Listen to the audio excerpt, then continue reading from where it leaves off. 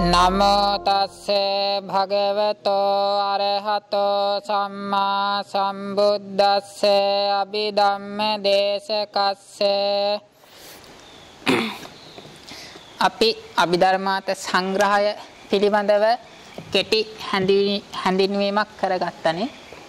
අභිධර්මාර්ථ සංග්‍රහයේ පරිච්ඡේද 9කින් යුක්තයි. ඒ 9දී චිත්ත, චෛතසික, රූප, නිර්වාණ කියන පරමාර්ථ ධර්මයන් පිළිබඳව කරන විග්‍රහයක්. ඊට පස්සේ අභිධර්මයේ පිළිබඳවත් කෙටි හැඳින්වීමක් කරොත් අභිධම්මෝ නාම සත්තප්පකරණානි. අභිධර්මය කියලා කියන්නේ සත්තප්පකරණානි.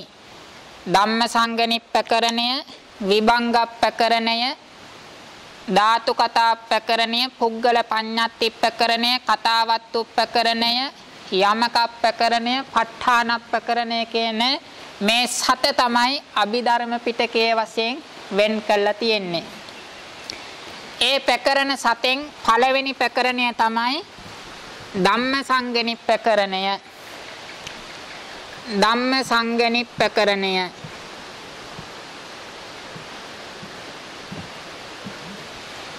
මේ ධම්මසංගනි පාළිය විශේෂ වශයෙන් කොටස් 4කට බෙදෙනවා.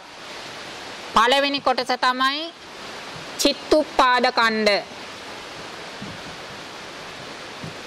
චිත්තුප්පාද ඛණ්ඩය කියලා කොටසක් තියෙනවා. දෙවෙනි කොටස තමයි රූප ඛණ්ඩය. රූප ඛණ්ඩ කියලා කොටසක් තියෙනවා. තුන්වෙනි කොටස තමයි නික්ඛේප ඛණ්ඩ. නික්ඛේප ඛණ්ඩය කියලා කොටසක් තියෙනවා. හතරවෙනි කොටස තමයි අට්ඨ කතා ඛණ්ඩ. මේ විදිහට ධම්මසංගනි පාළිය ගත්තයින් පස්සේ ප්‍රධාන වශයෙන් කොටස් 4කට බෙදන්න පුළුවන්. චිත්තුප්පාද ඛණ්ඩය, රූප ඛණ්ඩය, නික්ඛේප ඛණ්ඩය, අට්ඨ කතා ඛණ්ඩය කියලා කොටස් 4කින් යුක්තයි. මේ චිත්තුප්පාද ඛණ්ඩය ගත්තයින් පස්සේ සිත් 89 හෝ 121 නොයෙක් ක්‍රමවලට බෙදලා විග්‍රහ කරලා තියෙනවා. කුසල සිත්, අකුසල සිත්, අභ්‍යාකත සිත් කියන මේ ක්‍රමයට විස්තර කරලා තියෙනවා. ඒකෙදි විශේෂයෙන්ම ණය ක්‍රම 3ක් තියෙනවා. පළවෙනි ණය ක්‍රමය තමයි ධම්ම වවත්තාන වාරය. ධම්ම වවත්තාන වාරෝ. ධම්ම වවත්තාන වාරය. දෙවෙනි ක්‍රමය තමයි කොට්ටාස වාරෝ.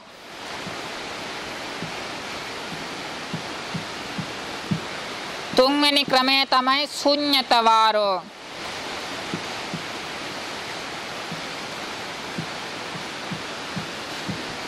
මේ විදිහට එක එක සිතක් ගත්තයින් පස්සේ ඒ එක එක සිතක් ණය ක්‍රම 3කින් විස්තර කරලා තියෙනවා. පළවෙනි ක්‍රමය තමයි ධම්ම වවත්තාන වාරය. සිත සමග හටගන්න ධර්ම ටික මේ චිත්තය, මේ පස්සේ වේදනාව, සංඥාව ආදී වශයෙන් විග්‍රහ කරපු කොටස ධම්ම වවත්තාන වාරය. ඊට පස්සේ ඒ ධර්මයන්ම තවත් ක්‍රමයකින් විග්‍රහ කරලා තියෙනවා. ඒ කොටසට කියනවා කොට්ඨාස වාරය කියලා. ඊට පස්සේ ඒ ධර්මයන්ම තවත් විදියකට නැවත විග්‍රහ කරන කොටසක් තියෙනවා. ඒකට කියනවා ශුන්්‍යත වාරය කියලා. එතකොට මේ ඒවා මොනවද කියලා පස්සේදී විස්තර සහිතව කතා වෙනවා. එතකොට මේ චිත්තුප්පාද ඛණ්ඩය ගත්තයින් පස්සේ ධම්ම වවත්තාන වාරය, කොට්ඨාස වාරය, ශුන්්‍යත වාරය කියන මහා ණය ක්‍රම 3කින් එක එක සිතක් ගානේ විග්‍රහ කරලා තියෙනවා. දෙවෙනි කොටස ගත්තයින් පස්සේ රූප ඛණ්ඩය ගත්තයින් පස්සේ ලියාගත්තද? රූප ඛණ්ඩය ගත්තයින් පස්සේ ධම්මසංගනි පාළිය දේශනා කළ තියෙන රූප 27යි. ධම්මසංගනි පාළියේ දේශනා කළ තියෙන රූප 27යි. මේ ධම්මසංගනි පාළියේහි හදේවත්තු රූපය දේශනා කළා නැහැ. ධම්මසංගණි පාළියේ හදේවත්තු රූපය දේශනා කළා නැහැ. ධම්මසංගණි පාළියේ මේ රූපකාණ්ඩය දේශනා කළා තියෙන රූප ප්‍රමාණය රූප 27. එතකොට මේ ධම්මසංගණි පාළියේ වයින්ෝනේ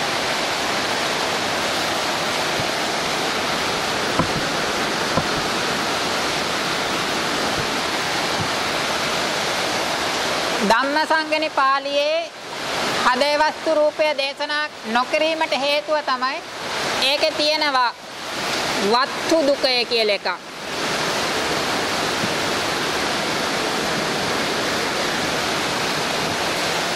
අත්ති රූපං චක්කු විඥානස්ස වත්තු. චක්කු විඥාණයට වස්තු වෙන රූපයක් තියෙනවා. ඒ තමයි චක්කු ප්‍රසාද රූපය.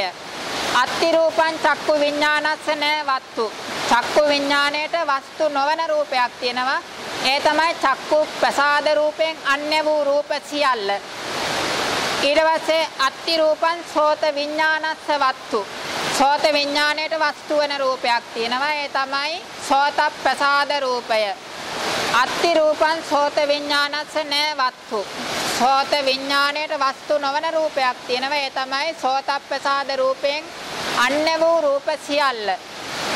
ඒ විදිහට දේශනා කරගෙන යනවා. අන්තිමට එනවා අත්ති රූපං මනෝ විඥානස්ස වත්තු. මනෝ විඥාණයට වස්තු වෙන රූපයක් තියෙනවා. ඒ තමයි හදේවත්තු රූපය. අත්ති රූපං මනෝ විඥානස්ස න වත්තු. මනෝ විඥාණයට වස්තු නොවන රූපයක් තියෙනවා. ඒ තමයි හදේවත්තු රූපයෙන් අමතර අනිත් රූප සියල්ල. මේ විදිහට වත්තු දුක වාක්‍ය 6ක් තියෙනවා. චක්කු විඥාන, සෝත විඥාන, ගාන විඥාන, જીවහා විඥාන, කාය විඥාන, මනෝ විඥාන. මේ එක එක විඥාණයට වස්තු වෙන රූපයක් තියෙනවා. අන්‍ය වූ රූප සියල්ල වස්තු වෙන්නේ නැහැ. හරිනේ. එතකොට මේ කතාවේදී කිසිම ප්‍රශ්නයක් එන්නේ නැහැ. නමුත් ඊළඟට තියෙනවා ආරම්මන දුක කියලා. ආරම්මන දුක.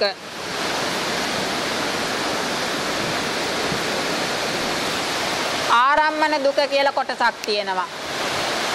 ආරම්මන දුක. ඒ ආරම්මන දුකේදී අත්ති රූපං චක්කු විඥානස්ස ආරම්මනං. අත්ති රූපං චක්කු විඥානස්ස ආරම්මනං. ඒ තමයි වර්ණ රූපය. ඊට පස්සේ අත්ති රූපං චක්කු විඥානස්ස නාරම්මනං. චක්කු විඥාණයට අරමුණු නොවන රූපයක් තියෙනවා. ඒ තමයි වර්ණ රූපයෙන් අන්‍ය රූප සියල්ලම. ඒ විදිහට අත්ති රූපං සෝත විඥානස්ස ආරම්මනං. සෝත විඥාණයට අරමුණු වෙන රූපයක් තියෙනවා. ඒ තමයි ශබ්ද රූපය. අත්ති රූපං සෝත විඥානස්ස නාරම්මනං. සෝත විඥාණයට අරමුණු නොවන රූපයක් තියෙනවා. ඒ තමයි ශබ්ද රූපයෙන් අන්‍ය වූ රූප සියල්ල. ඒ වගේම අත්ති රූපං ගාන විඥානස්ස ආරම්මනං. ගාන විඥාණයට අරමුණු වෙන රූපයක් තියෙනවා. ඒ තමයි ගන්ධ රූපය. අත්ති රූපං ගාන විඥානස්ස නාරම්මනං. ගාන විඥාණයට අරමුණු නොවන රූපයක් තියෙනවා. ඒ තමයි ගන්ධ රූපයෙන් අන්‍ය රූප සියල්ල. අත්ති රූපං જીවහා විඥානස්ස ආරම්මනං. જીවහා විඥාණයට අරමුණු වෙන රූපයක් තියෙනවා. ඒ තමයි රස රූපය.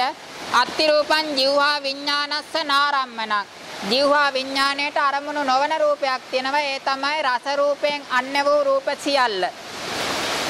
ඊළඟට අත්ති රූපං කාය විඥානස්ස ආරම්මනං.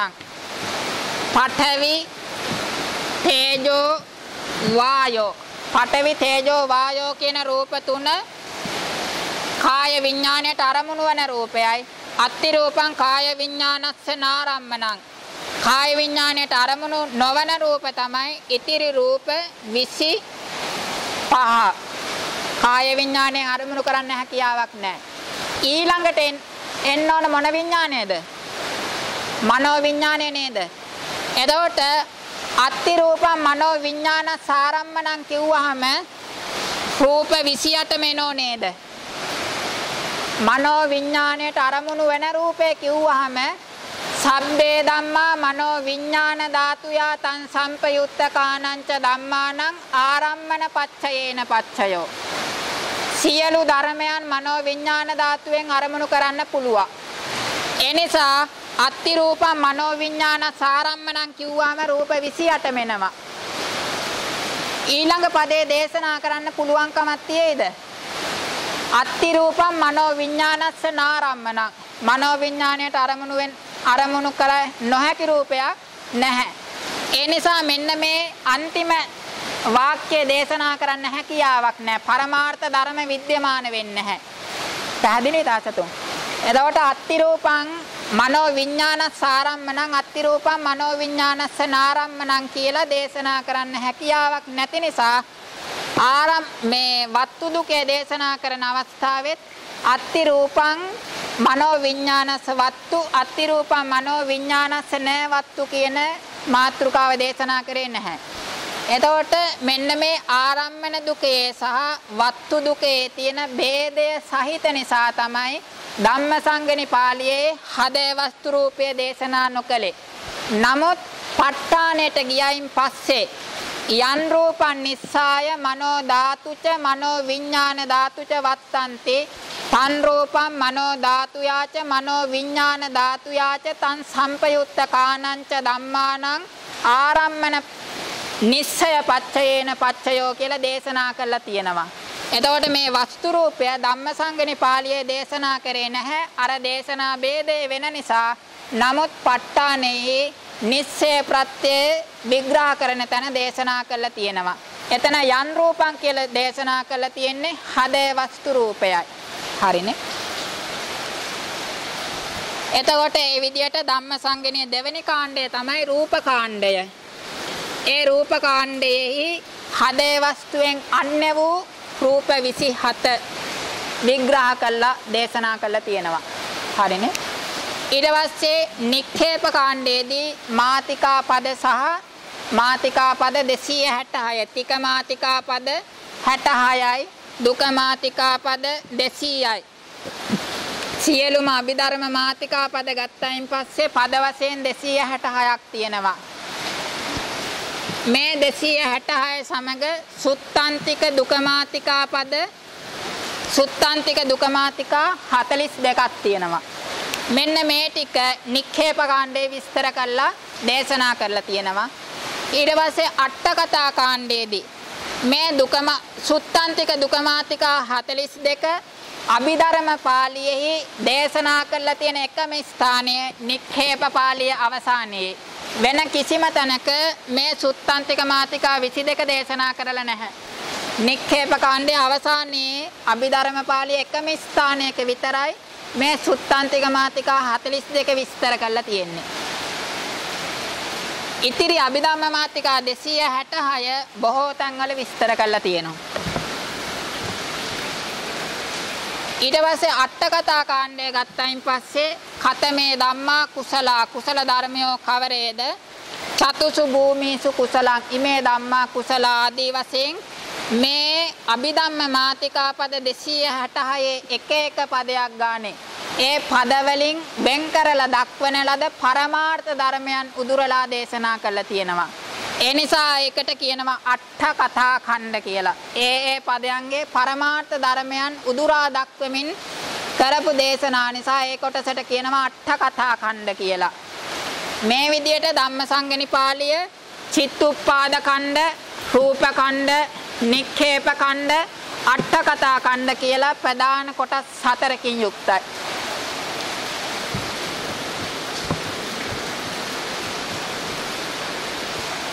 ඊළඟට දෙවෙනි ප්‍රකරණය තමයි විභංග ප්‍රකරණය.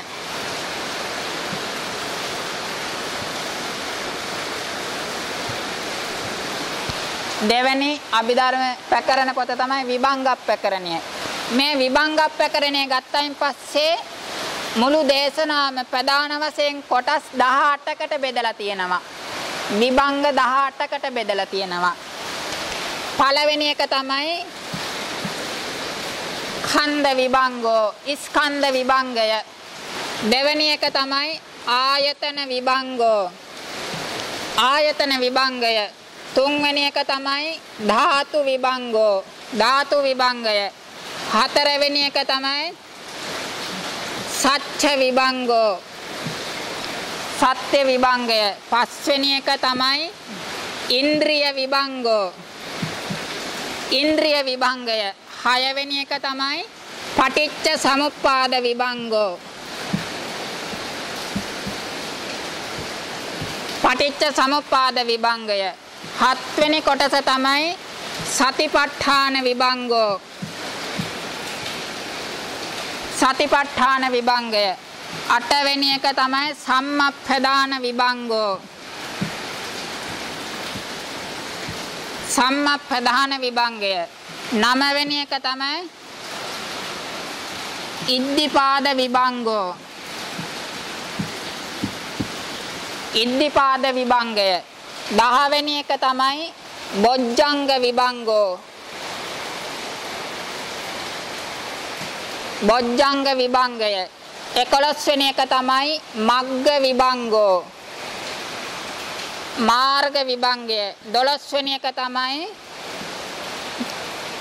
ධාන විභංගෝ. ධාන විභංගය. 13 වෙනි එක තමයි අප්පමඤ්ඤා විභංගෝ. අප්පමඤ්ඤා විභංගය. 14 වෙනි එක තමයි සික්ඛාපද විභංගෝ. සික්ඛාපද විභංගය. 15 වෙනි එක තමයි පටිසම්භිදා විභංගෝ. පටිසම්භිදා විභංගය. 16 වෙනි එක තමයි ඥාන විභංගෝ. ඥාන විභංගය. 17 වෙනි එක තමයි කුද්දක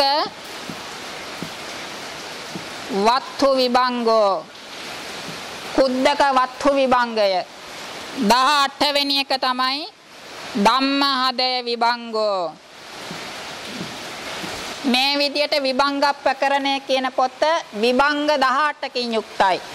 ඛණ්ඩ විභංගෝ, ආයතන විභංගෝ, ධාතු විභංගෝ, සච්ඡ විභංගෝ, ඉන්ද්‍රිය විභංගෝ, පටිච්ච සමුප්පාද විභංගෝ, සතිපට්ඨාන විභංගෝ, සම්මප්පදාන විභංගෝ, ඉද්ධිපාද විභංගෝ, බොජ්ජංග විභංගෝ, මග්ග විභංගෝ, ඥාන විභංගෝ, අප්පමඤ්ඤා විභංගෝ, සික්ඛාපද විභංගෝ, පටිසම්භිදා විභංගෝ, ඥාන විභංගෝ, කුද්දක වත්තු විභංගෝ, ධම්මහදේ විභංගෝ කියලා අට්ඨාරස විදේන විභත්තං කියලා කියන්නේ මේ විදිහට 18 විභංගයන්ගේ වශයෙන් බෙද බෙදා දේශනා කරලා තියෙනවා මේ විභංග ප්‍රකරණය.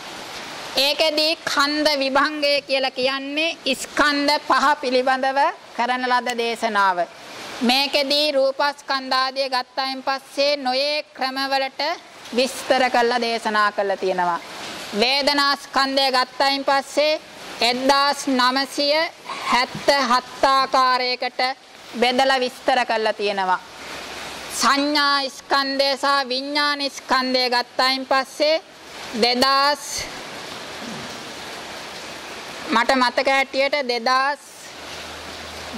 ගානකට මට හරියටම ගාන මතක නැහැ. සංඥා ස්කන්ධය සංකාර විඥාන ස්කන්ධය 2000 ගානකට විස්තර කරලා දේශනා කරලා තියෙනවා. සංකාර ස්කන්ධය ගත්තයින් පස්සේ 3529 ආකාරයකින් බෙද බෙදා දේශනා කරලා තියෙනවා. අභිධම්ම වාජනීය කොටස.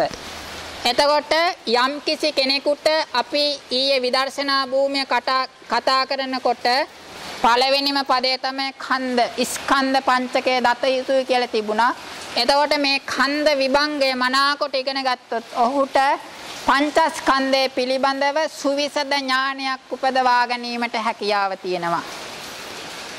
ඊට පස්සේ ආයතන විභංගයේදී චක්කායතන ආදී ආයතන 12 පිළිබඳව විස්තර කරනවා. එතෙන්දිත් ධම්මායතන යටතේ වේදනා ස්කන්ධය, සංඥා ස්කන්ධය, සංකාර ස්කන්ධය කියන ස්කන්ධ තුන 10 ගණන් ක්‍රමවලට බෙද බෙදා දේශනා කරලා තියෙනවා. මනායතනයත් ස්කන්ධ විභංගයේ විඥාන ස්කන්ධය බෙදපු ක්‍රමයටම බෙද බෙදා දේශනා කරලා තියෙනවා. ධාතු විභංගය ගත්තයින් පස්සේ අටලොස් ධාතු ගැන දේශනා කරනවා. සුත්තන්තික භාජනීය කියන කොටස ගත්තොත් වෙනත් ධාතු පිළිබඳව දේශනා කරලා තියෙනවා. අභිධම්ම භාජනීය ගත්තයින් පස්සේ අටලොස් ධාතු පිළිබඳව දේශනා කරලා තියෙනවා. එතෙන්දිත් ධම්ම ධාතු යටතේ වේදනා ස්කන්ධය, සංඥා ස්කන්ධය, සංකාර ස්කන්ධය කියන ස්කන්ධ තුන 10 ගණන් ක්‍රමවලට බෙදලා දක්වලා තියෙනවා. සත්‍ය විභංගය ගත්තයින් පස්සේ චතුරාර්ය සත්‍ය ධර්මයන් පිළිබඳව විග්‍රහ කරපු දේශනාව.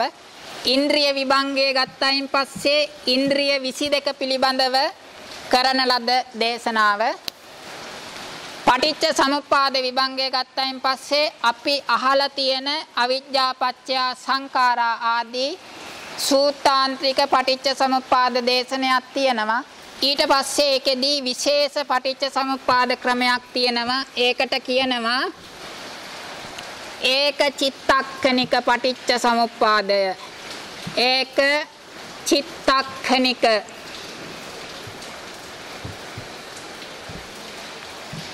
සූත්‍ර පිටකේ ඉගෙන ගන්න අයට ලැබෙන්නේ නැති දේශනාවක් මේක. ඒක චිත්තක්ඛනික පටිච්ච සමුප්පාදය කියලා කියන්නේ මේ පටිච්ච සමුප්පාද විභංගයේදී අභිධම්ම භාජනීය කියන කොටසේ අපි ධම්මසංගණයේ චිත්තුප්පාද කාණ්ඩයේ ඉගෙන ගන්න එක සිතක් ගානේ පටිච්ච සමුප්පාදය නානා ක්‍රම වලින් දේශනා කරලා තියෙනවා.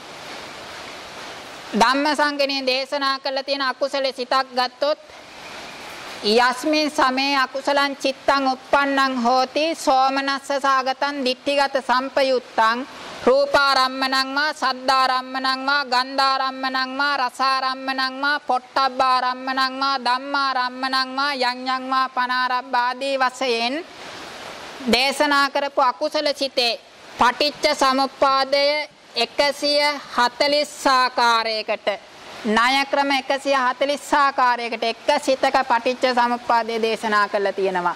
සූත්‍ර පිටකේ ඉගෙන ගන්න අයට මේ ධර්මයන් ලැබෙන්නේ. ඊට පස්සේ දෙවෙනි සිතත් එහෙමයි. උපේක්ඛා සාගත මට මතක හැටියට මෝහ මූලික සිත් දෙකෙන් එක සිතක් හැර අනිත් සිත් 11ෙම එක සිතේ ණය ක්‍රම 140 ආකාරයකින් පටිච්ච සමුප්පාදය දේශනා කරලා තියෙනවා. මෝහ මූලික සිත් දෙකෙන් එකක මට හරියටම සිත මතක නැහැ 128 ආකාරයකට දේශනා කරලා තියෙනවා. අනිත් සිත් 11ෙම 140 ආකාරයකින් දේශනා කරලා තියෙනවා. ඊට පස්සේ කුසල සිත්, විපාක සිත්, ක්‍රියා සිත් සියල්ලම සිතක් ගානේ පටිච්ච සමුප්පාදය සිදුවන ආකාරය ඒක චිත්තක්කනික පටිච්ච සමුප්පාදය මේ පටිච්ච සමුප්පාද විභංගය තුල දේශනා කරලා තියෙනවා. ඊට පස්සේ සතිපට්ඨාන විභංගය තුල සතිපට්ඨාන සතර පිළිබඳව දේශනා කරලා තියෙනවා. සම්මප්පදාන විභංගය තුල සතර සම්මප්පදාන ධර්මයන් පිළිබඳව දේශනා කරලා තියෙනවා. ඉද්ධිපාද විභංගය තුල සතර ඉද්ධිපාද ධර්මයන් පිළිබඳව දේශනා කරලා තියෙනවා. මග්ග බොජ්ජංග විභංගය තුල සත්ත බොජ්ජංග ධර්මයන් පිළිබඳව දේශනා කරලා තියෙනවා. මග්ග විභංගය තුල මාර්ගාංග 8 පිළිබඳව දේශනා කරලා තියෙනවා. ඥාන විභංගය තුල රූපාවචර ඥාන, ලෝකෝත්තර ඥාන ආදී ඥාන ධර්මයන් පිළිබඳව දේශනා කරලා තියෙනවා. අප්පමඤ්ඤා විභංගය තුල මෙත්තා, කරුණා, මුදිතා, උපේක්ඛා කියන සතර බ්‍රහ්ම විහරණයන් පිළිබඳව දේශනා කරපු කොටස තමයි අප්පමඤ්ඤා විභංගය කියන්නේ. සික්ඛාපද විභංගය පිළිබඳව ප්‍රාණඝාතයෙන් වැළකීම, අදත්තා දානයෙන් වැළකීම ආදී සිල්පද 5 පිළිබඳව විග්‍රහ කරලා තියෙනවා. පටිසම්භිදා විභංගය තුල අත්ථ පටිසම්භිදා, ධම්ම පටිසම්භිදා, නිරුත්ති පටිසම්භිදා, පටිභාන පටිසම්භිදා කියන සිව් පිළිසිඹියාවන් ගැන විස්තර කරලා තියෙනවා. ඥාන විභංගය තුල ප්‍රඥාව පිළිබඳව නානා ප්‍රභේද සහිතව වෙන් කළා දේශනා කරලා තියෙනවා. දස ආකාරයකට බෙදලා තියෙනවා. ඒක විදේන ඥානවත්තු, දුවිදේන ඥානවත්තු ආදී වශයෙන් කොටස් බෙදා දේශනා කරලා තියෙනවා. කුද්දක වත්තු විභංග කියන්නේ සෑම යෝගාවචරයේකටම බොහෝම වැදගත් වෙන කොටසක්. එහි විස්තර වෙලා තියෙන්නේ කෙලෙස් ධර්මයන් පිළිබඳව. කුද්දක වත්තු විභංගය තුල සත්වේකුට හට ගන්න පුළුවන් කෙලෙස් নানা ප්‍රකාරයන්ගෙන් විග්‍රහ කරලා දේශනා කරලා තියෙනවා. එතකොට මේ කුද්දක වත්තු විභංගය අටුවා ටීකා සහිතව යම් කිසි කෙනෙක් අධ්‍යයනයේ යෙදෙනව නම් ඔහුට කෙලෙස් ධර්මයන් පිළිබඳව හොඳ සුවිසද ඥානයක් උපදවා ගන්නට පුළුවන්කම තියෙනවා. ඊට පස්සේ ධම්මාදේ විභංගය ගත්තයින් පස්සේ ඒ ධම්මාදේ විභංගය විශේෂ වශයෙන් කොටස් 10කට කඩලා තියෙනවා. ඒ කොටස් 10 අතරේ ප්‍රධාන වශයෙන් ධර්ම කොටස් 12ක් තියෙනවා. ස්කන්ධ, ආයතන, ධාතු, සත්‍ය, ඉන්ද්‍රිය, හේතු, ආහාර, පස්ස, වේදනා, සංඥා, චේතනා, චිත්ත කියන මෙන්න මේ ධර්ම කොටස් 12 සුදුසු පරිදි කොටස් 10ක් වෙන් කරලා নানা ක්‍රමවලට විස්තර කරලා තියෙනවා.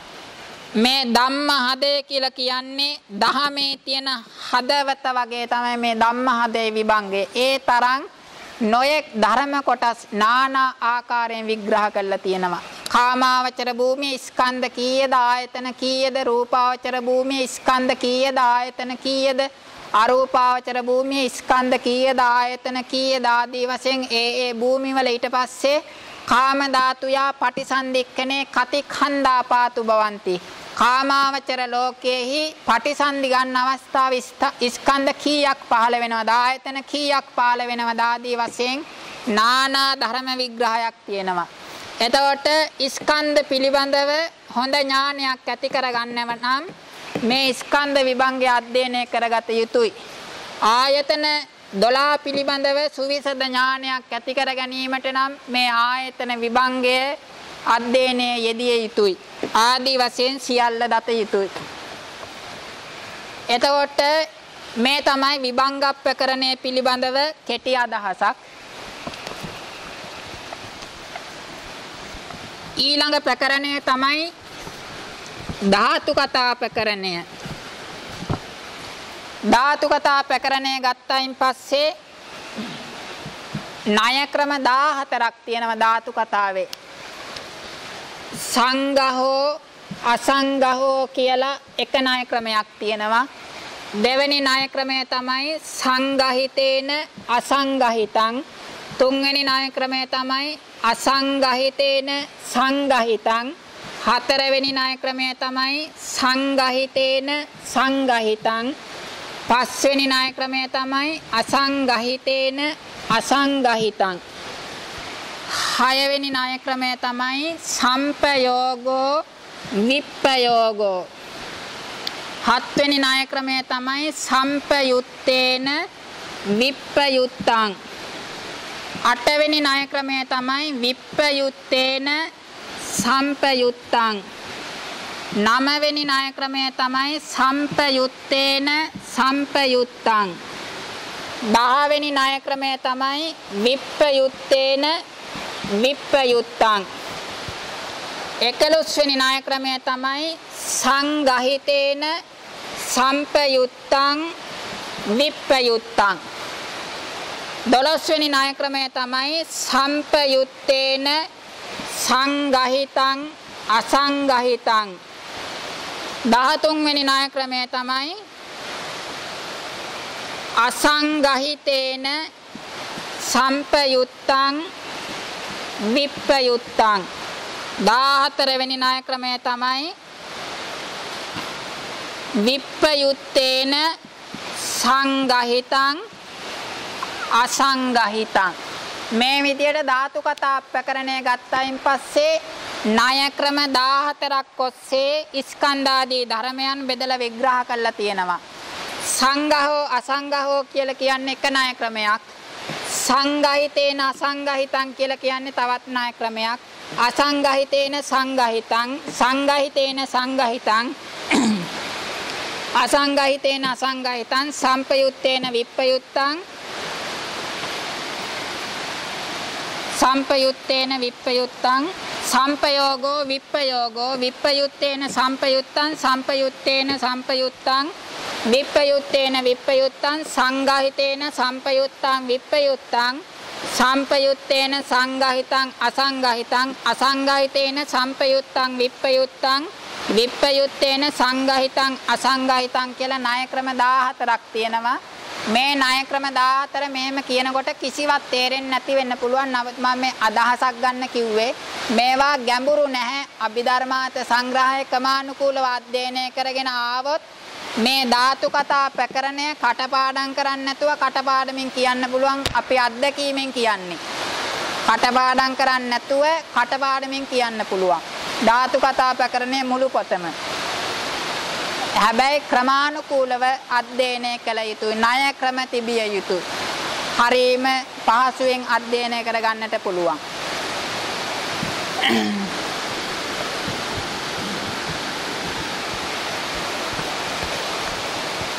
ඊළඟ ප්‍රකරණය තමයි පුද්ගල පඤ්ඤාති ප්‍රකරණය.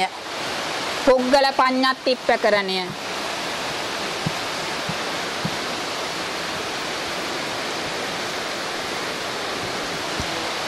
කීවෙනි ප්‍රකරණයද? ධම්මසංගණේ විභංග ධාතු කතා පුද්ගල පඤ්ඤාති ප්‍රකරණය. 4 වෙනි ප්‍රකරණය. මේකෙදී ඛණ්ඩ පඤ්ඤාති, ආයතන පඤ්ඤාති, ධාතු පඤ්ඤාති, සච්ඡ පඤ්ඤාති, ඉන්ද්‍රිය පඤ්ඤාත්‍රි, පුද්ගල පඤ්ඤාති. මෙන්න මේ විදිහට පඤ්ඤාති 6ක් පිළිබඳව දේශනා කරලා තියෙනවා. ඛණ්ඩ පඤ්ඤාති, ආයතන පඤ්ඤාති, ධාතු පඤ්ඤාති, සච්ඡ පඤ්ඤාති, ඉන්ද්‍රිය පඤ්ඤාති, පුද්ගල පඤ්ඤාති කියලා මෙන්න මේ සවදාරුම් ප්‍රඥාප්තීන් පිළිබඳව දේශනා කරපු ප්‍රකරණය තමයි පුද්ගල පඤ්ඤාති ප්‍රකරණය කියලා කියන්නේ. එතකොට පුද්ගල පඤ්ඤාති ප්‍රකරණය මේ ප්‍රඥාප්ති 6ගේ වශයෙන් සවදාරුම් වෙනවා. ඊළඟ ප්‍රකරණය තමයි කතාවත්තු ප්‍රකරණය. කතාවත්තු ප්‍රකරණය ගත්තයින් පස්සේ අන්න තීර්ථකයන්ගේ මේ ශාසනයේ සකවාද 500යි. පරවාද 500යි. කතාවත්තු ප්‍රකරණය කියලා කියන්නේ සකවාද 500යි කියන්නේ ශාසනයට අයත් වාද 500ක් සහ පරවාද 500යි කියලා කියන්නේ අන්න තීර්ථකයන්ගේ නොයෙක් මිත්‍යා දෘෂ්ටීන් 500ක්. දෙකම එකතු කරායින් පස්සේ සූත්‍ර 1000ක් තියෙනවා. මෙන්න මේ පිළිබඳව විග්‍රහ කරපු ප්‍රකරණය තමයි පුද්ගල කතාවත්තු ප්‍රකරණය. කතාවත්තු ප්‍රකරණය. කතාවත්තු ප්‍රකරණෙහි මේ සූත්‍ර 1000ක් සඳහන් වෙනවා.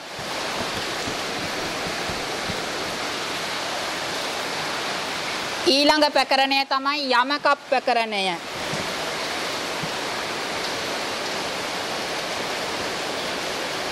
යමක ප්‍රකරණය ගත්තාන් පස්සේ ප්‍රධාන වශයෙන් කොටස් 10කට බෙදෙනවා. පළවෙනි එක තමයි මූල යමකය. මූල යමකය. දෙවෙනි එක තමයි ඛණ්ඩ යමකය. තුන්වෙනි එක තමයි ආයතන යමකය.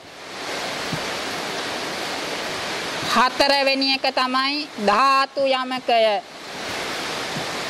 පස්වෙනි එක තමයි සච්ඡ යමකය. හයවෙනි එක තමයි සංඛාර යමකය. හත්වෙනි එක තමයි අනුසය යමකය. අටවෙනි එක තමයි චිත්ත යමකය. නවවෙනි එක තමයි ධම්ම යමකය. දහවෙනි එක තමයි ඉන්ද්‍රිය යමකය. මේ විදියට යමක ප්‍රකරණය දසවැදෑරුම් වෙනවා. මූල යමකය, ඛණ්ඩ යමකය, ආයතන යමකය, ධාතු යමකය, සච්ඡ යමකය, සංඛාර යමකය, අනුසය යමකය, චිත්ත යමකය, ධම්ම යමකය, ඉන්ද්‍රිය යමකය කියලා යමකය දසවැදෑරුම් වෙනවා. මේ යමක ප්‍රකරණය සම්පූර්ණයෙන්ම පාඩම් නොකර කටපාඩමින් කියන්න පුළුවන් හැකි ණය ක්‍රම තියෙනවා. යමක ප්‍රකරණ පාළිය ස්වරූපාර්ථ මේ සියල්ලක්ම කටපාඩම් කරන්නේ නැතුව කටපාඩමින් කියන්න පුළුවන් ණය ක්‍රම තියෙනවා.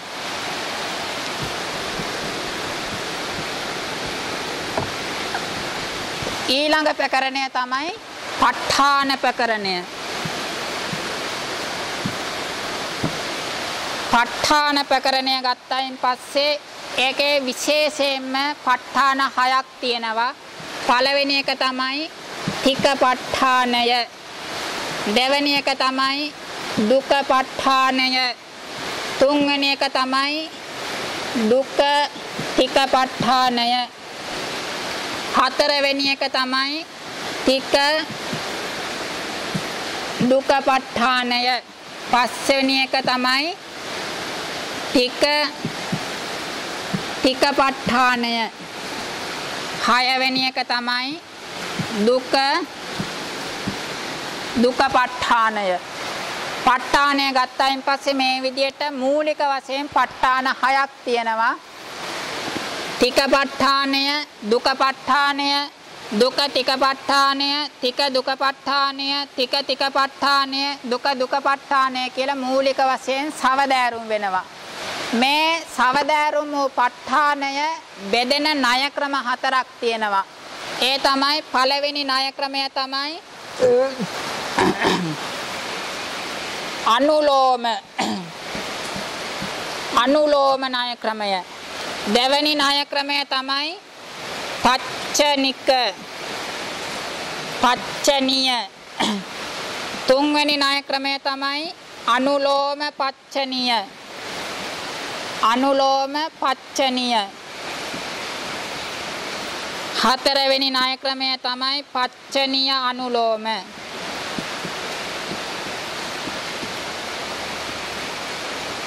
මේ විදියට ප ဋ ාණේ ගැබ් වෙලා තියෙන මහා ණය ක්‍රම 4ක් තියෙනවා.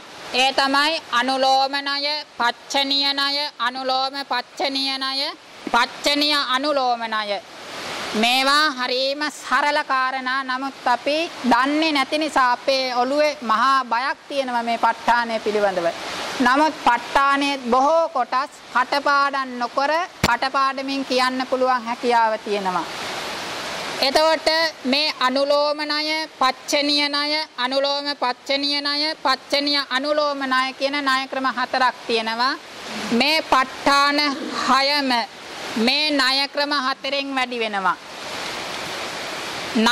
ප ဋ ාණ 6 ණය ක්‍රම 4න් වැඩි කරයින් පස්සේ 24යි. මේකට කියනවා සූවිසි ප ဋ ාණය කියලා. සූවිසි ප ဋ ාණ. සූවිසි ප ဋ ාණය කියලා කියන්නේ මෙන්න මේ 24ටයි. සූවිසි පච්චය කියලා කියන්නේ හේතු ප්‍රත්‍ය, ආරම්මන ප්‍රත්‍ය, අධිපති ප්‍රත්‍ය ආදී ප්‍රත්‍ය 24ට. සූවිසි ප ဋ ාණය කියලා කියන්නේ මේ ප ဋ ාණ 24ටයි. ඒ දෙකක්. සූවිසි ප්‍රත්‍ය කියන්නේ හේතු ප්‍රත්‍ය, ආරම්මන ප්‍රත්‍ය ආදී සූවිසි ප්‍රත්‍යයන්ට. සූවිසි ප ဋ ාණය කියලා කියන්නේ මේ 24ටයි. මේ 24 හැදෙන හැටි පැහැදිලි කරනවා. මූලික වශයෙන් තික ප ဋ ාණය, දුක ප ဋ ාණය, දුක තික ප ဋ ාණය, තික දුක ප ဋ ාණය, තික තික ප ဋ ාණය, දුක දුක ප ဋ ාණය කියලා ප ဋ ාණ 6ක් තියෙනවා. ඒ 6 සෑම ප ဋ ාණයක්ම මුලට අනුලෝම කියන වචනය යොදනවා. එතකොට 6යි.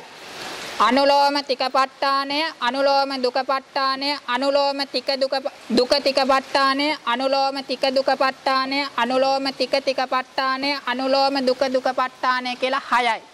ඊට පස්සේ මේ පච්චනීය කියන වචනය මේ 6ටම එකතු කරනවා. පච්චනීය තික ප ဋ ාණය, පච්චනීය දුක ප ဋ ාණය, පච්චනීය දුක තික ප ဋ ාණය, පච්චනීය තික දුක ප ဋ ාණය, පච්චනීය තික තික ප ဋ ාණය, පච්චනීය දුක දුක ප ဋ ාණය 6යි. අනුලෝම පච්චනීය තික ප ဋ ාණය, අනුලෝම පච්චනීය දුක ප ဋ ාණය, අනුලෝම පච්චනීය දුක තික ප ဋ ාණය, අනුලෝම පච්චනීය තික දුක ප ဋ ාණය, අනුලෝම පච්චනීය තික තික ප ဋ ාණය, අනුලෝම පච්චනීය දුක දුක ප ဋ ාණය කියලා 6යි. අන්තිමට මේ 4වෙනි ණය ක්‍රමය එකතු කරනවා.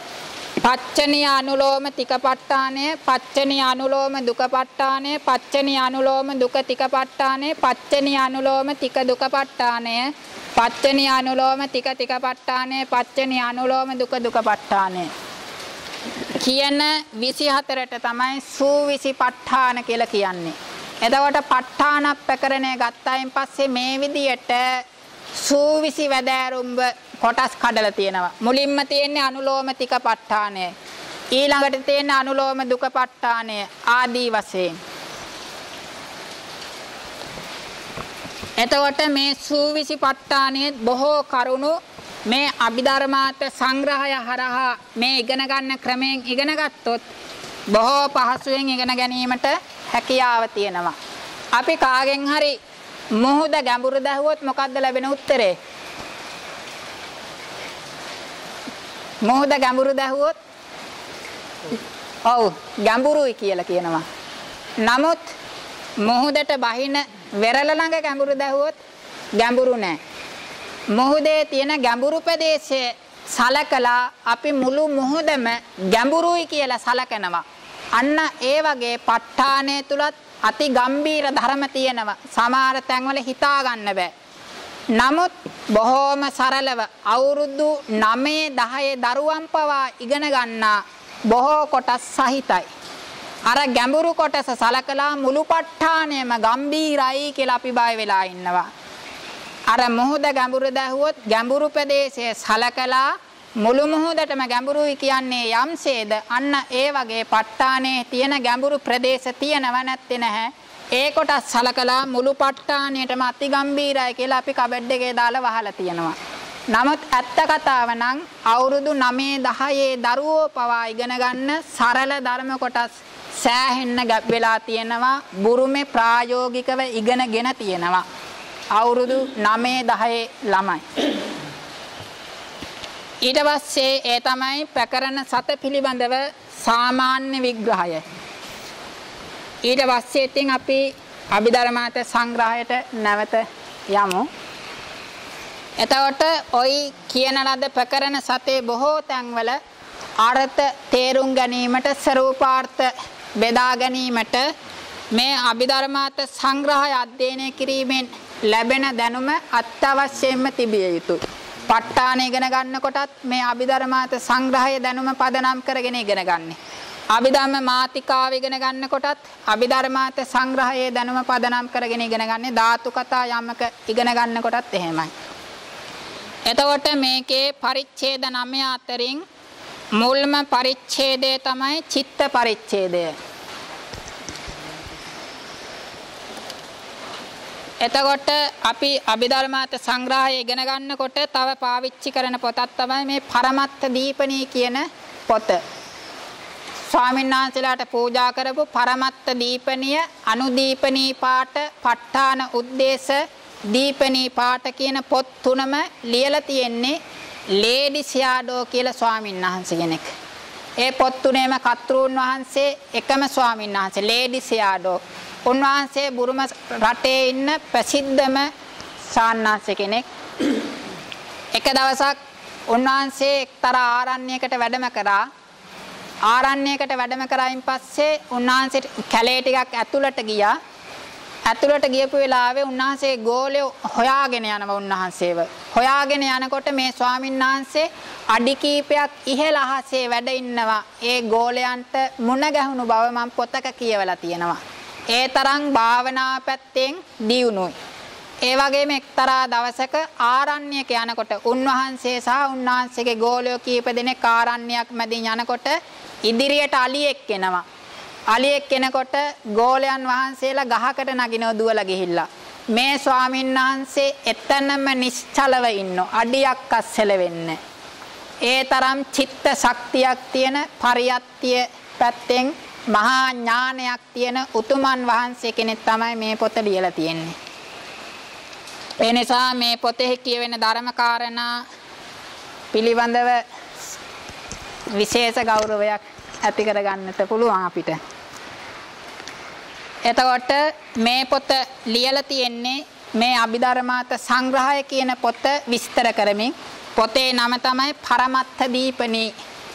පරමත්ත දීපණී කියන එකේ තේරුම තමයි පරමත්තං දීපේති ප්‍රකාශේති.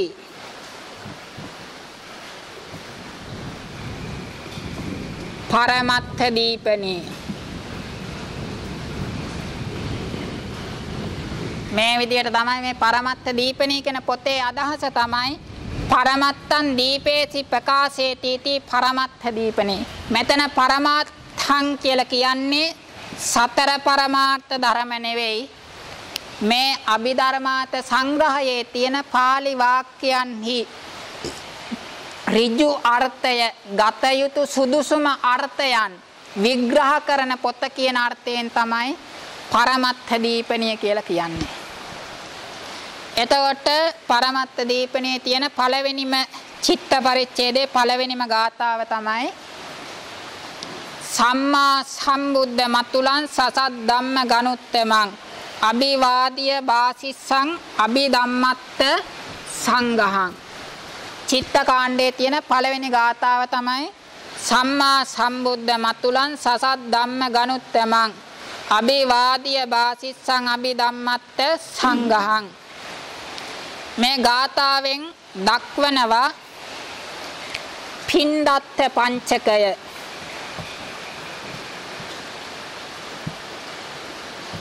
පින්දත්ත පංචකය.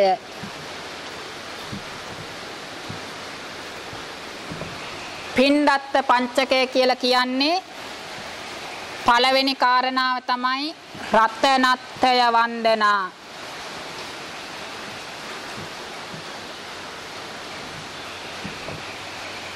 රතනත්තය වන්දනා. දෙවෙනි කාරණාව තමයි ගන්ථාබිදෙය්‍යෝ.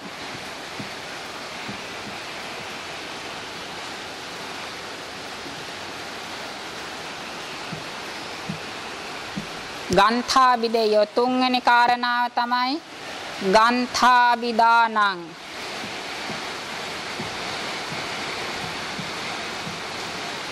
හතරවෙනි කාරණාව තමයි ගන්තප්පකාරෝ.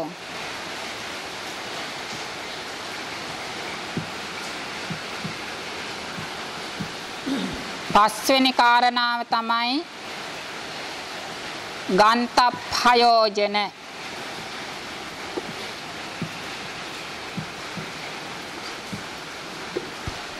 මෙන්න මේ කාරණා පහ දක්වන ගාථාව තමයි මේ සම්මා සම්බුද්ධ මතුලං සසත් ධම්ම ගනුත්තමං අභිවාදිය බාසිස්සං අභිධම්මත්ත සංඝහං. මේ පහට කියනවා පින්දත්ත පංචකය කියලා. පින්දත්ත පංචකය. රතනත්තේ වන්දනාව කියලා කියන්නේ බුද්ධ ධම්ම සංඝ යන තුනුරුවන් වන්දනා කිරීමයි. ගන්ථාබිදෙය්‍ය කියලා කියන්නේ මේ මුළු පොතෙන්ම විස්තර කරන්නට යන ප්‍රධාන කරුණු කාරණාවලට කියනව ගන්ථාබිදෙය්‍ය කියලා. ඒ තමයි චිත්ත චෛතසික රූප නිර්වාණ කියන සතර පරමාර්ථ ධර්මය. ගන්ථාබිදාන කියලා කියන්නේ පොතේ නම. පොතේ නම තමයි අභිධම්මත්ත සංඝහ. ගන්ත ප්‍රකාරය කියලා කියන්නේ මේ පොත කරන්නා වූ ආකාරය. ගන්ත ප්‍රකාරය කියලා කියන්නේ පොත රචනා කරන ආකාරය. ගන්ත ප්‍රයෝජන කියලා කියන්නේ මේ පොත නිසා මේ පොතෙන් ගත හැකි ප්‍රයෝජනයන්ට කියනව ගන්ත ප්‍රයෝජන කියලා. රතනත්තේ වන්දනාව මුළු පොතෙන්ම විස්තර කරන්නට යන ප්‍රධාන කරුණු කාරණා පොතේ නම, පොත රචනා කරන්නා වූ ආකාරය, මේ පොත නිසා සිදුවෙන ප්‍රයෝජනය කියන කාරණා පහ දක්වන ගාථාව තමයි පළවෙනි ගාථාව. ඒකෙදී සම්මා සම්බුද්ධ මතුලං සසත් ධම්ම ගනුත්තමං අභිවාදිය කියන තැන දක්වා පාලි පාඨයෙන් දක්වන්නේ මේ රතනත්තය වන්දනාව. ඊට පස්සේ ගන්ථාබිදෙය්‍ය කියන එක දක්වන්නේ අභිධම්මත්ථ කියන පදයෙන්. මේ පොතෙන් විස්තර කරන්නට යන්නේ අභිධර්මාර්ථයන්, චිත්ත චෛතසික රූප නිර්වාණ කියන සතර. ඊට පස්සේ ගන්ථාබිදානං පොතේ නම තමයි අභිධම්මත්ත සංඝහං කියන මුළු පදයෙන්ම දක්වන්නේ. ගන්ත ප්‍රකාරෝ පොත කරන ආකාරය දැක්වෙන්නේ මේ සංඝහං කියන පදයෙන්. මේ පොත කරන්නේ ධම්මසංගණි ආදී ප්‍රකරණ තුල දේශනා කරලා තියෙන පරමාර්ථ ධර්මයන් අනුරුද්ධ කියන ස්වාමින් වහන්සේ කෙටි කළා පිඬු කළා අරගෙන සංග්‍රහ කිරීම වශයෙන් තමයි මේ පොත කරන්නේ. සංගහං කියන වචනයෙන් දැක්වෙන්නේ ගන්තය කරන ආකාරය, පොත රචනා කරන ආකාරය. ඊට පස්සේ ගන්ත ප්‍රයෝජන කියන එකත් මේ පොතෙන් ලැබිය හැකි ප්‍රයෝජනය කියන එකත් මේ අභිධම්මත්ත සංඝා කියන පදෙන්ම සාමාන්‍ය වශයෙන් දක්වනවා. එතකොට මේ පළවෙනි ගාථාවෙන් මෙන්න මේ පින්ඩත්ත පංචකය කියන කාරණා පහ දැක්වීම සඳහා තමයි පළවෙනි ගාථාව රචනය කරලා තියෙන්නේ. සම්මා සම්බුද්ධ මතුලන් සසත් ධම්ම ගනුත්තමං අභිවාදිය බාසිස්සං අභිධම්මත්ත සංඝහං. ඒ ගාථාවේදී දත යුතු තවත් කාරණාවක් තියෙනවා. ඒ තමයි අභිධම්මත්ත.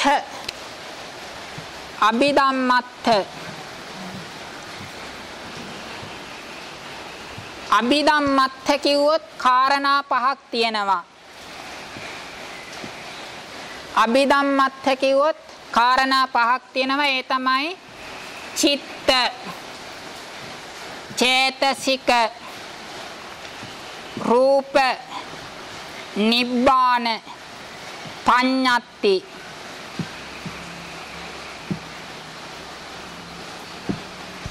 අභිධම්මත්ත කිව්වොත් පහක් තියෙනවා. චිත්ත, චෛතසික, රූප, නිර්වාණ, ප්‍රඥප්ති. පරමාර්ථ කිව්වොත් හතරයි තියෙන්නේ. චිත්ත පරමාර්ථය, චෛතසික පරමාර්ථය, රූප පරමාර්ථය, නිර්වාණ පරමාර්ථය. අභිධර්මාර්ථයන් පරමාර්ථ වශයෙන් හතරයි. මුළු අභිධර්ම පිටකයේ හිම සංග්‍රහ වෙලා තියෙන අභිධර්මාර්ථයන් කීයද ඇහුවොත් චිත්ත, චෛතසික, රූප, නිබ්බාන, පඤ්ඤත්ති කියලා පස් ආකාර වෙනවා. පරමාර්ථ වශයෙන් නම් සතර ආකාරයි. අපි ඒකේ මුලින්ම ටිකක් මේ ටීකාවේ මුළු පොතම කරන්නේ නැහැ. මේ ගාථාවන්ට අදාළ සමහර ධර්ම කරුණු සඳහන් වෙලා තියෙන පාඩයන් තමයි අපි එකතු කරගෙන විස්තර කරන්න බලාපොරොත්තු වෙන්නේ. ඒකේ පරමත්ත දීපිනී කියන පොත ගෙනල්ලා නැද්ද? ගෙනත් නැහැ. කවන්නේ. එතකොට පරමත්ත දීපිනී කියන පොතේ මුලින්ම සඳහන් වෙනවා උදයා යස්ස ඒකස්ස සද්දම්ම රන්සි ජාලිනෝ පබුජ්ජින්සු ජනම්බුජා ජාතික් හෙත්තේ මහා සරේ වන්දාමිතම් මහා සූරං මහා මෝහ තමෝ නුදන් සංජාතං සෝහදයේ මයිහන් තමෝ කන්දම් පනූදතං. එතකොට ඒ ගාථාවෙන් මේ පරමත්ත දීපණය රචනා කරන්නා වූ ලේඩිසියාඩෝ ස්වාමීන් වහන්සේ මේ රතනත්වයේ වන්දනා තුනුරුවන්ට වන්දනා කිරීම තමයි දක්වලා තියෙන්නේ. ඒ ගාථාවේ අදහස තමයි ජාතික් කෙත්තේ මහා සරේ කියලා කියන්නේ උපමාවක්. ජාති ශේස්ත්‍රය නැමැති මහා විලෙහි. ඒ කියන්නේ දස දහසක් සක්වල කියලා කියන්නේ ජාති ශේස්ත්‍රය. බුදුරජාන් වහන්සේ උපදිනකොට පිරිනිවන් පානකොට කම්පා වෙන ප්‍රදේශයට කියනවා ජාති කෙත්ත කියලා. ඒ ජාති ශේස්ත්‍රය නම් වූ මහා විලෙහි යස්ස ඒකස්ස සද්දම්ම රන්සි ජාලිනෝ. සද්දම්ම රන්සි ජාලිනෝ කියලා කියන්නේ මෙතන සද්දම්ම කියලා කියන්නේ දේශනා සද්ධර්මය. පරියත්ති ධර්මයේ සංඛ්‍යාත වූ සද්ධර්ම රශ්මි විහිදුවන්නා වූ යස්ස ඒකස්ස කියලා කියන්නේ අදුතියස්ස. බුදුරජාන් වහන්සේ හා සමාන තවත් කෙනෙක් නැහැ. එකලා වූ සද්ධර්ම රන්සි ජාලාවන් විහිදුවන්නා වූ යම් බුදු කෙනෙකුගේ උදයා පහළ වීමෙන් ජනම්බුජා කියලා කියන්නේ අම්බුජා කියලා කියනවා වතුරෙහි හටගන්න මල් වලට. මෙතන ජනම්බුජා කියලා කියන්නේ වේනෙය සත්වයන්ට. බුද්ධ ශාසනය ඇසුරු කරගෙන නිර්වාණයට පැමිණෙන සත්වයන්ට කියනවා ජනම්බුජ කියලා. පබුජ්ජින්සු යම් සද්ධර්ම රන්සි ජාලාවන් විහිදුවන්නා වූ බුදුරජාණන් වහන්සේ නැමැති සූර්යයා පහළ වීමෙන් මේ ජාති ශ්‍රේෂ්ඨ නම් වූ මහා විලෙහි වේනෙය සත්වයන් අරිහත් මාර්ග ඥානෙ උපදවාගෙන පිබුදුනාහුද. තම් මහා සූරං මහා මෝහ තමෝනුදං. මහා මෝහ තමෝනුදං කියලා කියන්නේ මහා මෝහය නැමැති අන්ධකාරය දුරු කරන්නා වූ තම් මහා සූරං ඒ මහා සූරයන් වහන්සේට වන්දාමි නමස්කාර කරමි. සෝ ඒ මහා බුදුරජාණන් මහා සූර නම් වූ බුදුරජාණන් වහන්සේ මයිහං හදයේ සංජාතං මගේ හදවත තුල හටගත්තා වූ තමෝ කන්දං මෝහ ස්කන්ධය පනෝදතං දුරු කෙරේවා කියන අදහස තියෙන්නේ. ඊළඟට පෝරාණකේහි විඤ්ඤෝහි වන්නිතා වන්නනා බහු දිස්සන්ති ඉද ලෝකම්මි අභිධම්මත්ත සංඝහේ.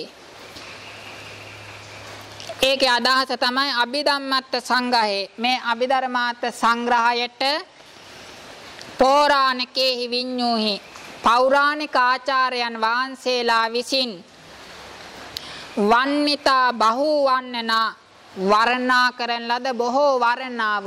වර්ණනා කියලා කියන්නේ ටීකා පොත්.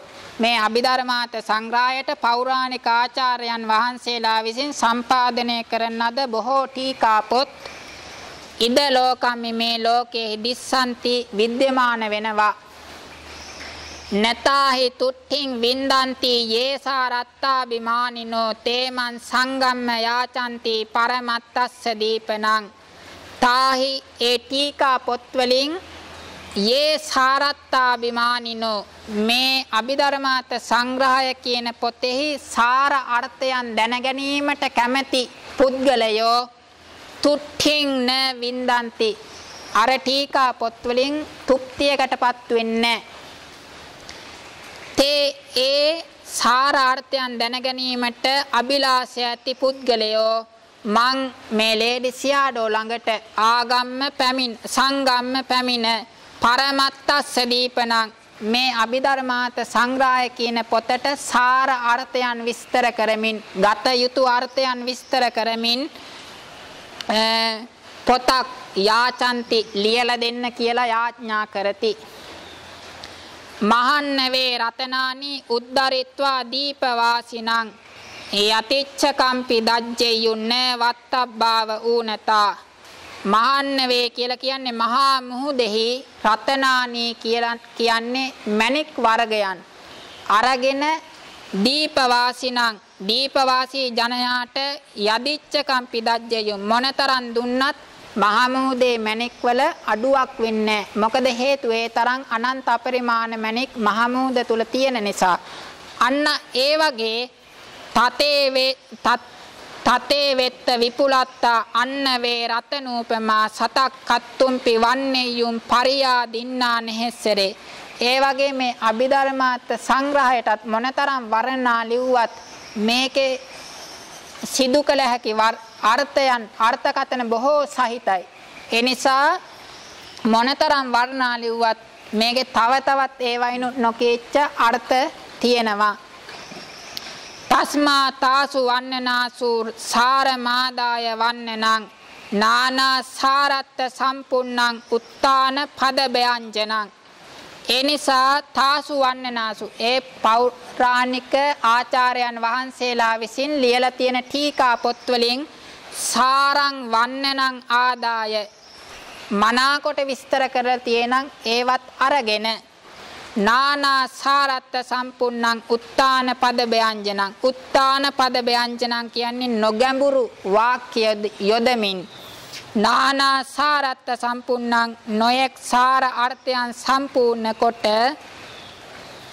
නාති සංකේප විත්තරම් මන්ද බුද්ධි පබෝධන. නාති සංකේප ගොඩාක් හකුලවන්නේ නැතුව නාති විත්තරම් ගොඩාක් විස්තර කරන්නේ නැතුව මන්ද බුද්ධි පබෝධනං ඥානය සල්ප අයගේ ඥානය දියුණු වෙන ලෙස කරිස්සන්තම් පරමත්තේසු මේ පරමත්ත දීපණය කියන ටීකාව කරන්නෙමි.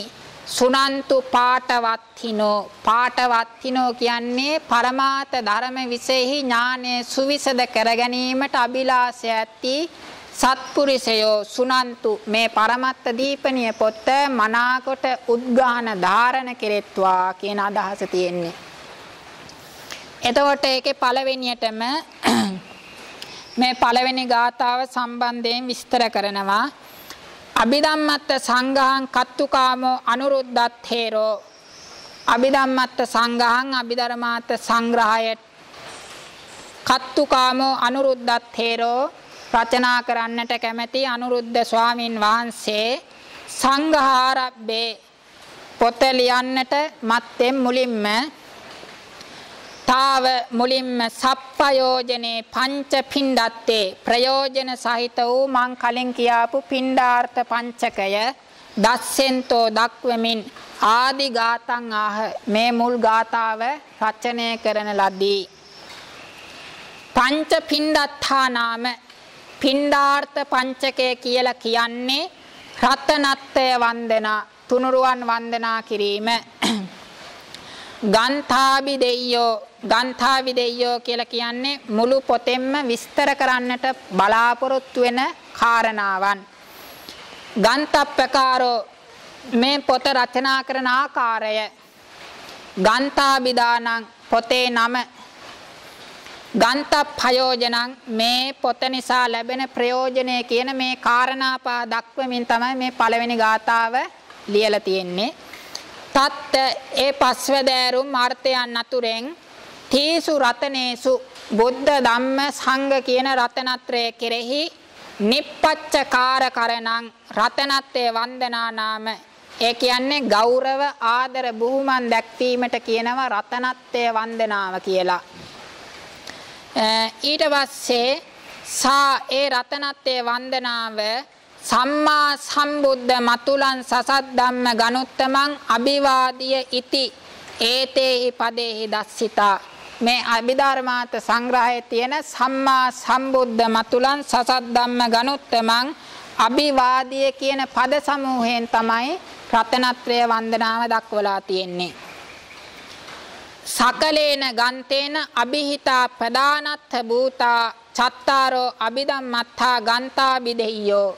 ගන්තාබිදෙය්‍ය කියලා කියන්නේ මුළු පොතෙන්ම ප්‍රකාශ කරන ලද ප්‍රධාන අර්ථයන් වන සතර අභිධර්මාර්ථයන් චිත්ත චෛතසික රූප කියන සතර අභිධම්මාර්ථ සතර පිළිබඳ සතරට තමයි ගන්තාබිදෙය්‍ය කියලා කියන්නේ.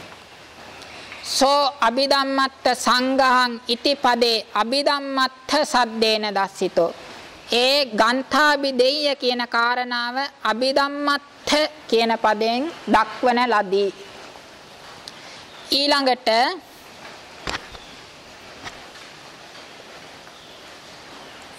යට තියෙනවා යටම පරිච්ඡේදේ අත්ථානුගතා ගන්ත සමඤ්ඤා ගන්ථාබිදානං අර්ථයට අනුගතව කරන ලද පොතේ නමට කියනවා ගන්ථාබිදාන කියලා. ගන්ථාබිදාන කියලා කියන්නේ පොතේ නම. තං අභිධම්මත්ත සංඝා පදේන දස්සිතං. පොතේ නම අභිධම්මත්ත සංඝා කියන පදයෙන් දක්වන ලදී. සංඝා ගන්තේ කතේ සති තදුග්ගහ පරිපුච්ඡාදි වශයෙන් අනායාසතෝ ලද්දබ්බන් ධම්මානං සරූපාවබෝධාදිකං අනුපාදා පරිනිබ්බානන්තං ගන්තස්ස ඵලානුපලං ගන්තප්පයෝජනං තම්පි අභිධම්මත්ත සංඝා පදේනේව සාමත්‍යතෝ දස්සිතං. එතකොට මේ පොත නිසා ගත හැකි ප්‍රයෝජන විස්තර කරනවා. සංඝා ගන්තේ කතේ මේ අභිධර්මාර්ථ සංග්‍රහය කියන පොත කල කල්හි තදුග්ගහ පරිපුච්ඡාදි වශයෙන් මේ ඉගෙන ගැනීම පරිපුච්ඡා ප්‍රශ්න කිරීම ආදී වශයෙන් අනායාසතෝ ලද්දබ්බං වැඩි වෙහසක් මහන්සියකින් තොරව ලැබිය හැකි ධම්මානං ස්වરૂපාවබෝධාදිකං චිත්ත චෛතසික රූපාදී පරමාර්ථ ධර්මයන්ගේ ස්වરૂප අවබෝධ ඥානය ආදී කොට ඇති අනුපාදා පරිනිබ්බානන්තං අනුපාදා පරිනිර්වාණය කෙලවර කොට ඇති ගන්තස්ස ඵලානුපලං මේ පොතෙන් ලැබිය හැකි ඵලානුපලං කියන්නේ ඵලයෙන් ඵලයට ප්‍රත්‍ය වෙමින් නිර්වාණය දක්වා ලැබිය හැකි ප්‍රයෝජන. ගන්ත ප්‍රයෝජනං මේ පොත නිසා ලැබිය හැකි ප්‍රයෝජන තම්පි එයද අභිධම්මත්ත සංඝා පදේනේව අභිධම්මත්ත සංඝා කියන පදයෙන්ම සාමත්‍යතෝ දස්සිතං සාමාන්‍ය වශයෙන් දක්වන ලදී. ඊට පස්සේ මේකේ මේ රතනත්වයේ වන්දනාව කියන කාරණාව පිළිබඳව විස්තර කරනවා ඊළඟ පිටුවේ 3 වෙනි අංකයේ යටතේ. දෙවැනි අංකයේ තියෙන එක් වාක්‍යයක් තත්ත රතනත්වයේ වන්දනාතාව අසංඛේය අප්පමෙය ප්‍රයෝජනා හෝති. මේ තුනුරුවන් වන්දනා කිරීම අසංඛේය අප්පමෙය ප්‍රයෝජනා හෝති කියලා කියන්නේ අසංඛේය කියලා කියන්නේ සංඛ්‍යාවකින් කිය නොහැකි අප්‍රමේය ප්‍රමාණ කළ නොහැකි ප්‍රයෝජන සහිතයි. යතහ ඒකට පාලි වාක්‍ය දක්වනවා තේ තාදිසේ පූජයතෝ නිබ්බුතේ අකුතෝ බයේ නසක්කා පුඤ්ඤං සංකාතුං යමෙත්ත මපිකේනචි. බුදු පසේ බුදු මහරහතන් වහන්සේලා උදෙසා කරන ලද පූජාමය වන්දනාමය ආදී කුසල ධර්මයන්හි ලැබෙන්නා වූ විපාකයේ මෙතරම් මෙපමණයි කියලා කිසිම කෙනෙක් විසින් ප්‍රමාණ කළ නොහැකි කියන මේ ගාථාව සාධක වශයෙන් දක්වලා තියෙනවා. ඊට පස්සේ විස්තර කරනවා කතංච රතනත්වය වන්දනාය අන්තරාය නිවාරණං හෝති. මේ තුනුරුවන් වන්දනා කිරීම නිසා අනතුරු වලින් වැළකීම සිදුවන්නේ කෙසේද? රතනත්වයේ වන්දනාමය කුසල ශක්තිය නිසා අනතුරු වලින් වැළකීම සිදුවන්නේ කෙසේද කියන එක විස්තර කරනවා. වුච්චතේ කියනු ලැබේ රතනත්වයේ වන්දනාහි නාම වන්දනා කිරියාබි නිපාදකෝ සත්තක්කත්තුන් අනේක කෝටි සත සහස්ස වාරේ පවත්තමානෝ මහන්තෝ පුඤ්ඤාබි සන්දෝ පුඤ්ඤප්පවාහෝ. රතනත්වයේ වන්දනාව කියලා කියන්නේ වන්දනා කිරියාබි නිපාදකෝ වන්දනා කිරීම කියන ක්‍රියාව උපදවමින් සත්තක්කත්තුන් සත්වර බැගින් ජවන්සිත 7 බැගින් පහළ වෙන නිසා සත්වර බැගින් අනේක කෝටි සත සහස්ස වාරේ නොයෙක් කෝටි ලක්ෂ වාරයන්හි පවත්තමානෝ පවතිනු ලබන මහන්තෝ පුඤ්ඤාබි සන්දෝ පුඤ්ඤප්පවාහෝ මහත් වූ පුඤ්ඤස්කන්ධයට තමයි රතනත්වයේ වන්දනාමය කුසලය කියලා කියන්නේ. සෝච අනුත්තරේසු බුද්ධාදීසු පුඤ්ඤක්ඛෙත්තේසු සංවඩ්ඩිතත්තා තේරස්සච උලාරච්ඡන්ද සද්දා බුද්ධි ගුණේහි පරිභාවිතත්තා මහා ජුතිකෝ මහඵලෝ මහානිසංසෝච පුඤ්ඤාතිසයෝ හෝති. ඒ රතනත්වයේ වන්දනාමය කුසල කර්මයත් අනුත්තරේසු බුද්ධාදීසු පුඤ්ඤක්ඛෙත්තේසු සංවඩ්ඩිතත්තා මේ වන්දනාමය කුසලය හටගත්තේ අනුත්තර වූ බුද්ධ ධම්ම සංඝ ආදී පුණ්‍ය ශ්‍රේෂ්ඨයන් අරමුණු කරගෙන හටගත්ත නිසා මේක ප්‍රබල කුසලයක් වෙනවා. ඊළඟ කාරණාව තමයි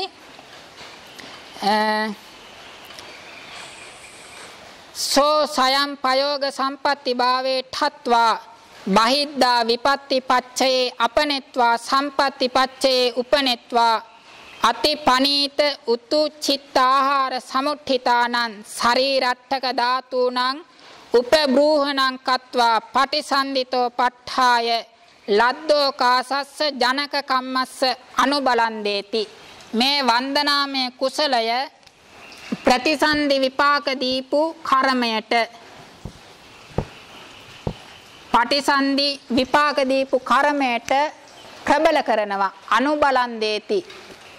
වර්තමාන කාලයේ රතනත්‍රය වන්දනා කිරීම වශයෙන් ඇතිවෙන කුසල ශක්තිය ප්‍රතිසන්දි විපාක දෙන ලද කර්මයට ශක්තිමත් වීමට බලවත් වීමට උපකාර කරනවා. ඒ නිසා ඒ අනුරුද්ධ ස්වාමින් වහන්සේගේ సంతානෙහි ප්‍රතිසන්දි විපාක දීපු කර්ම ශක්තිය මේ වන්දනාමය කුසල කර්ම ශක්තියෙන් බලවත් වෙනවා. ඒ අනතුරු වලින් වැළකීම් වශයෙන් විස්තර කරන එක කාරණාවක්. ප්‍රතිසන්දි විපාක දීපු කර්මය බලවත් කරවීම. දෙවැනි ඊළඟ කාරණා තමයි අලද්දෝකාසස්සච පුඤ්ඤාන්තරස්ස ඕකාස ලාභං කරෝති. මෙතෙක්කල් විපාක නොදී තිබිච්ච කුසල කර්මයන්ට විපාක දීම සඳහා මේ වන්දනාමය කුසල කර්මය අනුබල දෙනවා. ඒක තවත් කාරණාවක්. එතකොට අනතුරු වැළකීම ක්‍රම දෙකකින් සිද්ධ වෙනවා. තෙරුන් වහන්සේගේ సంతානෙහි ප්‍රතිසන්දි විපාක දීපු කර්ම ශක්තිය බලවත් කිරීමෙන් උන්වහන්සේට ශක්තිය ලබා දෙනවා. දෙවෙනි කාරණාව තමයි විපාක නොදීපු කුසල කර්මයන් විපාක දීමට අවකාශ ලබා දෙනවා. මේ ක්‍රම දෙකෙන්ම උන්වහන්සේට මේ පොත රචනා කිරීමට ශක්තිය ලබා දෙනවා. ඊළඟට ඒක වෙන හැටි පැහැදිලි කරනවා. අත එකල්හි ලද්ද අනුබලේන ලද්දෝකාසේනච තදුබයේන පුඤ්ඤේන. ඒ කියන්නේ අනුබල ලබන ලද ප්‍රතිසන්දි විපාක දීපු කර්ම ශක්තියෙන් සහ ලද්දෝකාසේන ඕකාස ලබන ලද අන්න වූ කුසල කර්මයන් ගෙනුත් තදුබයේන පුඤ්ඤේන. ඒ දෙවදෑරුම් පිනෙන් නිබ්බත්තා රූප අරූප සන්තතියෝ උපදින ලද රූප අරූප සන්තතිහු තේර సంతානේ යමක මහා නදියෝ විය බලව බලවන්තිය හුත්වා පවත්තන්ති. තෙරුන් වහන්සේගේ సంతානෙහි කුසල කර්මයෙන් උපදවන ලද චිත්ත චෛතසික රූප පරම්පරාවන් හට ගන්න පටන් ගන්නවා. තදා එකල්හි තස්මින් ඉත්ත ඵල ඝන පරිපූර්ණතේ තේර సంతානේ අනිත්ඨ ඵල භූතානං රෝගාදි අන්තරායානං උප්පත්තිය ඕකාසෝ නාම නත්ථි. කුසල කර්මයන් ඉදිරිපත් වෙලා ඒ කුසල කර්මයන් විපාක දීමට පටන් ගත්තයින් පස්සේ උන්වහන්සේගේ సంతානෙහි රෝග ආදී අනිෂ්ට රූප අරූප ධර්මයන් ඉපදීමට ඕකාසෝ නත්ති අවකාශයක් නැත. ඒ වගේම ඉත්ත ඵල సంతාන විබාධකානි අනිත්ඨ ඵල సంతාන ජනකානිච්ච අපුඤ්ඤ කම්මානි දූරතෝ අපනීතානේව හොಂತಿ. මේ ඉෂ්ඨ ඵල ධර්මයන් කුසල කර්මයන් ඉදිරිපත් වෙලා ඉෂ්ඨ විපාක ධර්මයන් උපදවන්නට පටන් ගත්ත නිසා අනිෂ්ඨ ඵල ධර්ම උපදවන අකුසල ධර්මයන් දුරින්ම දුරු කරන ලද්දේ වෙයි. ඊළඟට වාක්‍යයක් තියෙනවා නහි කම්මානි නාම පුඤ්ඤානි අපුඤ්ඤානිච්ච අත්තනෝ විපාක උප්පත්තිය ඕකාසේ අසති විපච්ඡanti. කුසල කර්ම හෝ වේවා අකුසල කර්ම හෝ වේවා තමන්ගේ විපාකයේ ඉපදවීමට අවස්ථාව ඉඩකඩ සැලසුනේ නැත්නම් ඒ කර්මයන් විපාක දෙන්නේ නැහැ. කුසල කර්මයක් හෝ වේවා අකුසල කර්මයක් හෝ වේවා තමන්ගේ විපාකයේ ඉපදවීමට නම් එම විපාකයේ ඉපදීමට අවශ්‍ය අනෙකුත් ප්‍රත්‍යයන් සමග එකතු වීම සිදු විය යුතුයි. ඒ වගේම තතෝ තස්මින් సంతානේ ආයු වන්නාදයෝ ඉත්ථ ඵල ධම්මා යාව ගන්ත නිඨානාත් යාව ආයු කප්ප පරියෝසානාපි වා වඩන පක්කේ ඨත්වා පවත්තන්ති. තතෝ ඒ වන්දනාමය කුසල කර්ම ශක්තියෙන් තස්මින් సంతානේ ඒ වන්දනාමය කුසල කර්මය ඉපදුනා වූ సంతානයෙහි ආයු වන්නාදයෝ ඉත්ථ ඵල ධම්මා ආයු වන්න සුඛ සැප බල ආදී ඉෂ්ඨ ඵල ධර්මයන් යාව ගන්ත නිඨානා මේ පොත රචනා කළ අවසන් වෙනතුරු වා එහෙම නැත්නම් ආයු කප්ප පරියෝසානාපි උන්වහන්සේගේ මුළු ජීවිත කාලය මුළුල්ලෙහිම වඩන පක්ඛේ ඨත්වා පවත්තන්ති වැඩෙන පක්ෂයේ සිට පවතී. යතහ ඒ වාක්‍යයට සාධක පාළිය තමයි අභිවාදන සීලිස්ස නිච්ඡං වුඩ්ඩාපචායිනෝ චත්තාරෝ ධම්මා වඩ්ඩන්ති ආයු වන්නෝ සුඛම් බලං කියලා පාළියෙත් ඒ කාරණාව දේශනා කළා තියෙන නිසා තමයි ටීකාචාර්යයන් වහන්සේ මේ විදිහට විස්තර කරන්නේ. ඒවන් තාය වන්දනාය අන්තරාය නිවාරණං හෝති.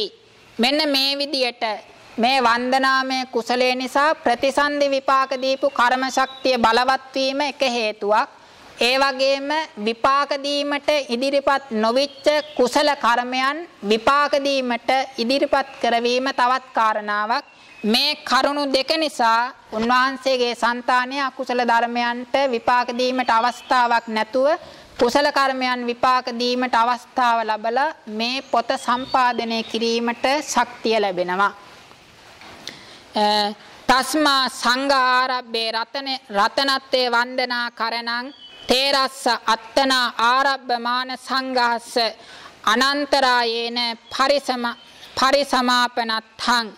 ඒ නිසා මේ අභිධර්මාර්ථ සංග්‍රහය කියන පොත රචනා කරන්න පටන් ගන්න කලින්ම උන්වහන්සේගේ වන්දනා කිරීමට හේතුව තමයි අනතුරු බාධක වලින් වැළකීලා මේ පොත අවසානයේ දක්වා සංග්‍රහ කිරීම. ඒක වන්දනාවෙන් බලාපොරොත්තු වෙන ප්‍රයෝජනයක්. ඒ වගේම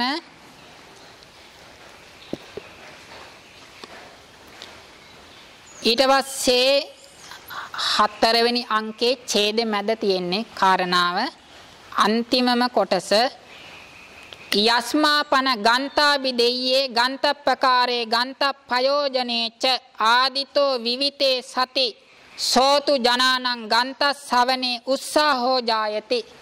එනිසා මේ පළවෙනි ගාථාවෙන් ගන්තාබි දෙයිය කියන්නේ මුළු පොතෙන්ම විස්තර කරන්නට යන කාරණාව. ඒ වගේම ගන්තප්පකාරේ මේ පොත කරන ආකාරය.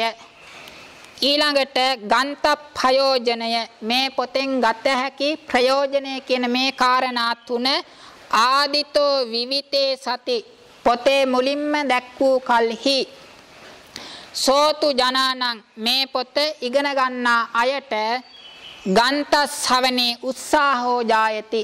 මේ පොත ඉගෙන ගත්තයින් පස්සේ අභිධර්මාර්ථ ධර්මයන් පිළිබඳව මනාපොට ඥානයක් උපදවා ගන්න පුළුවන්. ආදී වශයෙන් කල්පනා කළා වීරිය ඇති වෙනවා. අන්න ඒ ප්‍රයෝජනය සඳහා තමයි ගන්තාබිදෙය්‍ය, ගන්තප්පකාර, ගන්තප්පයෝජන කියන කාරණා තුන මුලින්ම දැක්වීමට හේතුව. එතකොට රතනත්වය වන්දනාව මුලින්ම දැක්වීමට හේතුව තමයි අනතුරු වලින් වැළකීලා පොත සම්පාදනය කිරීමට හැකියවීම සඳහා ගන්තාබිදෙය්‍ය, ගන්තප්පයෝජන, ගන්තප්පකාර කියන තුන දක්වන්න හේතුව තමයි ඒ කාරණා තුන දැනගැනීමෙන් මේ පොත ඉගෙන ගැනීමට උත්සාහය උනන්දුව ඇතිවීම සඳහා. ගන්තාබිදාන දස්සනං වෝහාර සුකත්තං. ගන්තාබිදාන කියලා කියන්නේ පොතේ නම. ගන්තාබිදාන දස්සනං පොතේ නම මුලින්ම සඳහන් කිරීමේ ප්‍රයෝජනය තමයි වෝහාර සුකත්තං. එතකොට මේ පොත ඉගෙන ගන්නකොට අභිධර්මාර්ථ සංග්‍රහය කියලා විවහාරයේ පහසු වීම සඳහා තමයි පොතේ නම මුලින්ම දැක්ුවේ. ඉදමෙත්ත පින්දත්ත දස්සනං මේ තමයි ගාථාවේ සාමාන්‍ය අදහස.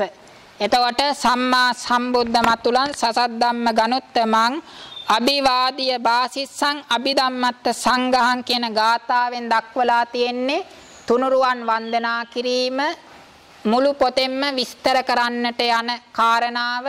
ඊට පස්සේ පොත රචනා කරන ආකාරය, පොතේ නම, මේ පොත නිසා ලැබිය හැකි ප්‍රයෝජනය කියන කාරණා පහ දක්වමින් තමයි මේ පළවෙනි ගාථාව ලියලා තියෙන්නේ. ඒකේ සම්මා සම්බුද්ධ මතුලන් සසද්දම්ම ගනුත්තමං අභිවාදිය කියන පද ටිකෙන් තමයි තුනුරුවන් වන්දනා කිරීම දක්වලා තියෙන්නේ. අභිධම්මත්ථ කියන පදයෙන් තමයි මේ මුළු පොතෙන්ම විස්තර කරන්න යන කාරණාව කියලා තියෙන්නේ. අභිධර්මාර්ථයෝ. ඊට පස්සේ අභිධම්මත්ථ සංඝහ කියන්නේ ගන්තාභිදාන පොතේ නම. ඊට පස්සේ සංඝහං කියන වචනෙන් තමයි දක්වලා තියෙන්නේ මේ පොත කරන ආකාරය. අභිධර්ම පාළියේහි දේශනා නානා තැන්වල දේශනා කරන ලද අභිධර්මාර්ථයන් සංග්‍රහ කිරීම වශයෙන් තමයි මේ පොත රචනා කරන්නේ. ඒක තමයි පොත කරන ආකාරය. ඊට පස්සේ පොතේ ප්‍රයෝජනය දක්වන්නේත් අභිධම්මත්ත සංඝහං කියන පදයෙන්මයි. ඒ තමයි පළවෙනි ගාථාවේ සාමාන්‍ය අදහස, සරල අදහස. ඊට පස්සේ හතරවෙනි අංකය අයම් පන පදත්තෝ. ඒ ගාථාවේ පදයන්ගේ අර්ථය මෙසේ දත යුතුයි. මුල්ම පදේ තමයි සම්මාච බුද්ධි සාමංච බුද්ධීති සම්මා සම්බුද්ධෝ. මුලින්ම විස්තර කරන පදය සම්මා සම්බුද්ධ කියන පදය. සම්මාච බුද්ධි සාමංච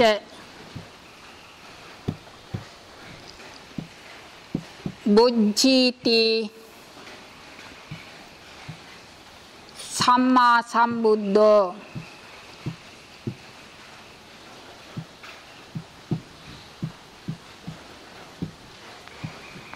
මේකෙන් විස්තර කරන පදය තමයි සම්මා සම්බුද්ධ කියන පදය. නමෝ තස්ස භගවතෝ අරහතෝ සම්මා සම්බුද්දස්ස කියන පදේ තියෙන සම්මා සම්බුද්ධ කියන පදේ විග්‍රහ වාක්‍යය තමයි සම්මාච බුද්ධි සාමංච බුද්ධි ඉති සම්මා සම්බුද්ධෝ.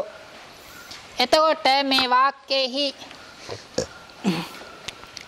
සම්මා කියන පදේ අදහස තමයි අවිපරීතතෝ, ඇත්ත ඇති සැටියෙන් චතුරාර්ය සත්‍ය ධර්මයන් ඒ ආකාරයෙන්ම, ඒ වගේම සංඛාර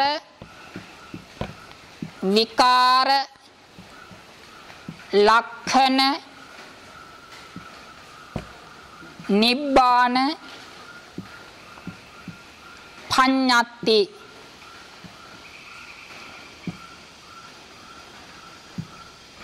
සංකාර විකාර ලක්ෂණ නිබ්බාන පඤ්ඤාති. මේ පසට කියනවා පංචවිද ඤෙය්‍ය මණ්ඩලය කියලා. දත යුතු ධර්මයන් සංකාර සංස්කාර ධර්මයන් විකාර ලක්ෂණ නිබ්බාන පඤ්ඤාති කියන කාරණා පහට තමයි කියන්නේ පංචවිද ඤෙය්‍ය මණ්ඩලය කියලා. දත යුතු ධර්මයන් කියලා. මෙන්න මේ දත යුතු ධර්මයන් ඇති සැටියෙන්ම අවබෝධ කළ නිසා සම්මා සම්බුද්ධ කියලා කියනවා. ඊට පස්සේ මෙතන තියෙන සං කියන පදේ විස්තරය තමයි සාමංච. සාමං කියලා කියන්නේ ගුරුවරයෙකුගෙන් අහගෙන නෙවෙයි, තමන් වහන්සේ විසින්ම දත යුතු ධර්මයන් අවිපරීත වශයෙන් අවබෝධ කර නිසා සම්මා සම්බුද්ධ කියලා කියනවා. එතකොට සම්මා සම්බුද්ධ කියන එකේ පද තුනක් තියෙනවා. සම්මා කියන්නේ එක පදයක්, සං කියන්නේ එක පදයක්, බුද්ධ කියන්නේ එක පදයක්. සම්මා සම්බුද්ධ. සම්මා කියන එකෙන් දක්වන අදහස තමයි උන්වහන්සේ දැනගන්නා ලද ධර්මයන් ඇති සැටියෙන්මයි දැනගත්තේ, අවිපරීත වශයෙන්මයි දැනගත්තේ. සං කියන අදහසින් දැක්වෙන්නේ සාමංච, ගුරුවරයෙකුගෙන් අහලා ඉගෙන ගත්ත නෙවෙයි. පුබ්බේ අනනුසුතේසු ධම්මේසු. මේ ජීවිතය තුළදී ගුරුවරයෙකුගේ උපකාරයකින් තොරව තමන් වහන්සේගේම පාරමී ශක්තියෙන්, ස්ව ශක්තියෙන් අවබෝධ කරගත්ත නිසා සම්මා සම්බුද්ධ කියලා දක්වනවා. සම්මා එක පදයක්, සං එක පදයක්, බුද්ධ එක පදයක්. බුද්ධ කියන එකෙන් දැක්වෙන්නේ ඥානයයි, අවබෝධ කරගත් දත දැනගන්නා ලද කියන අදහසයි. එත්තච සම්මා සද්දෝ අවිපරීතත්තේ නිපාතෝ. එතකොට මේ සම්මා සම්බුද්ධ කියන තැන සම්මා කියන පදය අවිපරීතත්තේ නිපාතෝ, විපරීත න වූ අර්ථෙහි, ඒ කියන්නේ පවතින දේ පවතින සැටියෙන්ම කියන අදහස. අර්ථෙහි යොදන නිපාතෝ, නිපාත පදයක්. සම්මා කියලා කියන්නේ නිපාත පදයක්. ඒ නිපාත පදයේ යොදන්නේ අවිපරීත අර්ථයෙහි. යම් දෙයක් දැනගන්නව නම් ඒ දේ වරදවා දැනගන්නව නෙමෙයි, ඇති සැටියෙන්ම දැනගැනීම කියන අදහසෙහි. බුද්ධි තබ්බේසු ඤෙය්‍ය ධම්මේසු. සෝ කියලා කියන්නේ සම්මා කියන නිපාත පදය. බුද්ධි තබ්බේසු ඤෙය්‍ය ධම්මේසු අවබෝධ කළ යුතු මේ සංකාර විකාර ලක්ෂණ නිබ්බාන පඤ්ඤත්ති කියන දත යුතු ධර්මයන්හි බුද්ධන ක්‍රියාය දැනගැනීම කියන ක්‍රියාවෙහි අශේෂ භයා විභාවං හෝති. අශේෂ භයා විභාවං හෝති කියලා කියන්නේ කිසිවක් අත්හරින්නේ නැතුව දත යුතු සියල්ලම දැනගත් භාවය දක්වයි. ඊට පස්සේ තථාහි එය එසේමයි පදේශ ඥානේ ठिता පච්චේක බුද්ධාදයෝ අත්තනෝ විසයේ ඒවා විපරීතං බුද්ධන්ති. ප්‍රදේශ ඥානේ සිටියා වූ පසේ බුදුරජාණන් වහන්සේලා රහතන් වහන්සේලා ආදී උතුමන් වහන්සේලා අත්තනෝ විසයේ ඒවා විපරීතං බුද්ධන්ති. උන්වහන්සේලා අවිපරීතව දන්නේ තමන් වහන්සේලා විසින් අවබෝධ කරගත්ත චතුරාර්ය සත්‍ය ධර්මයන් පමණයි. අවිසයේ පන අන්ධකාරේ පවිට්ඨාවිය හොන්තිති අට්ඨ කතායන් වුත්තං. උන්වහන්සේලා නොදන්නා කාරණාවල අන්ධකාරය ඇතුළට පැමිණියා වගේ කිසිම දෙයක් දන්නේ. දැන් පසේ බුදුරජාන් වහන්සේ ගත්තොත් උන්වහන්සේ චතුරාර්ය සත්‍ය ධර්මයන් මනාකොට දන්නවා. නමුත් ඒ චතුරාර්ය සත්‍ය ධර්මයන් දේශනා කරන ප්‍රඥප්තිය පිළිබඳව උන්වහන්සේට අවබෝධයක් නැහැ. උන්වහන්සේලා දැනගැනීමට සමර්ථ වෙන්නේ උන්වහන්සේලා අවබෝධ කරගත්ත ප්‍රදේශය පමණයි. අන්නේ වූ උන්වහන්සේලා අවබෝධ නොකර ගත් අරමුණු දැනගැනීමට හැකියාවක් නැහැ. විෂයෝච තේසං අප්පමත්තකෝව සබ්බඤ්ඤු විෂයං උපාදාය යතා හත්ත පුටේ ආකාශෝ අප්පමත්තකෝව අජට ආකාශං උපාදාය. හරියට හත්ත පුටේ අත අහසට දිගු කරුවාම අත කෙලින් තියෙන අහස් ප්‍රමාණය බොහෝම කුඩයි. අවශේෂ අහස් ප්‍රමාණයම විශාලයි, අනන්තයි, අපරිමාණයි. අන්න ඒ වගේ පසේ බුදුරජාණන් වහන්සේලා රහතන් වහන්සේලා දැනගත් ප්‍රමාණය අත කෙලින් තියෙන අහස් ප්‍රමාණය වගේ ඊටාම කුඩා ප්‍රදේශයක්. උන්වහන්සේලා නොදන්නා ප්‍රමාණයම අවශේෂ අහස වගේ අනන්තයි, මහා ප්‍රදේශයක්. සබ්බඤ්ඤු විෂයං උපාදාය බුදුරජාණන් වහන්සේ දැනගත් ලද අවබෝධ කරගන්න ලද ධර්මයට සාපේක්ෂව පසේ බුදුරජාන් වහන්සේලාගේ අරමුණු උන්වහන්සේලාගේ දන්නා ප්‍රමාණය ගත්තොත් බොහෝම අල්පයි, ස්වල්පයි.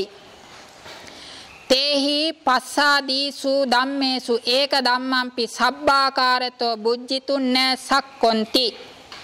උන්වහන්සේලා අවබෝධ කරන ලද පස්සාදී ධර්මයන් අතුරින් එක ධර්මයක්වත් දත යුතු සියලු ආකාරයෙන් අවබෝධ කර ගැනීමට න සක්කොන්ති නොසමත් වෙති.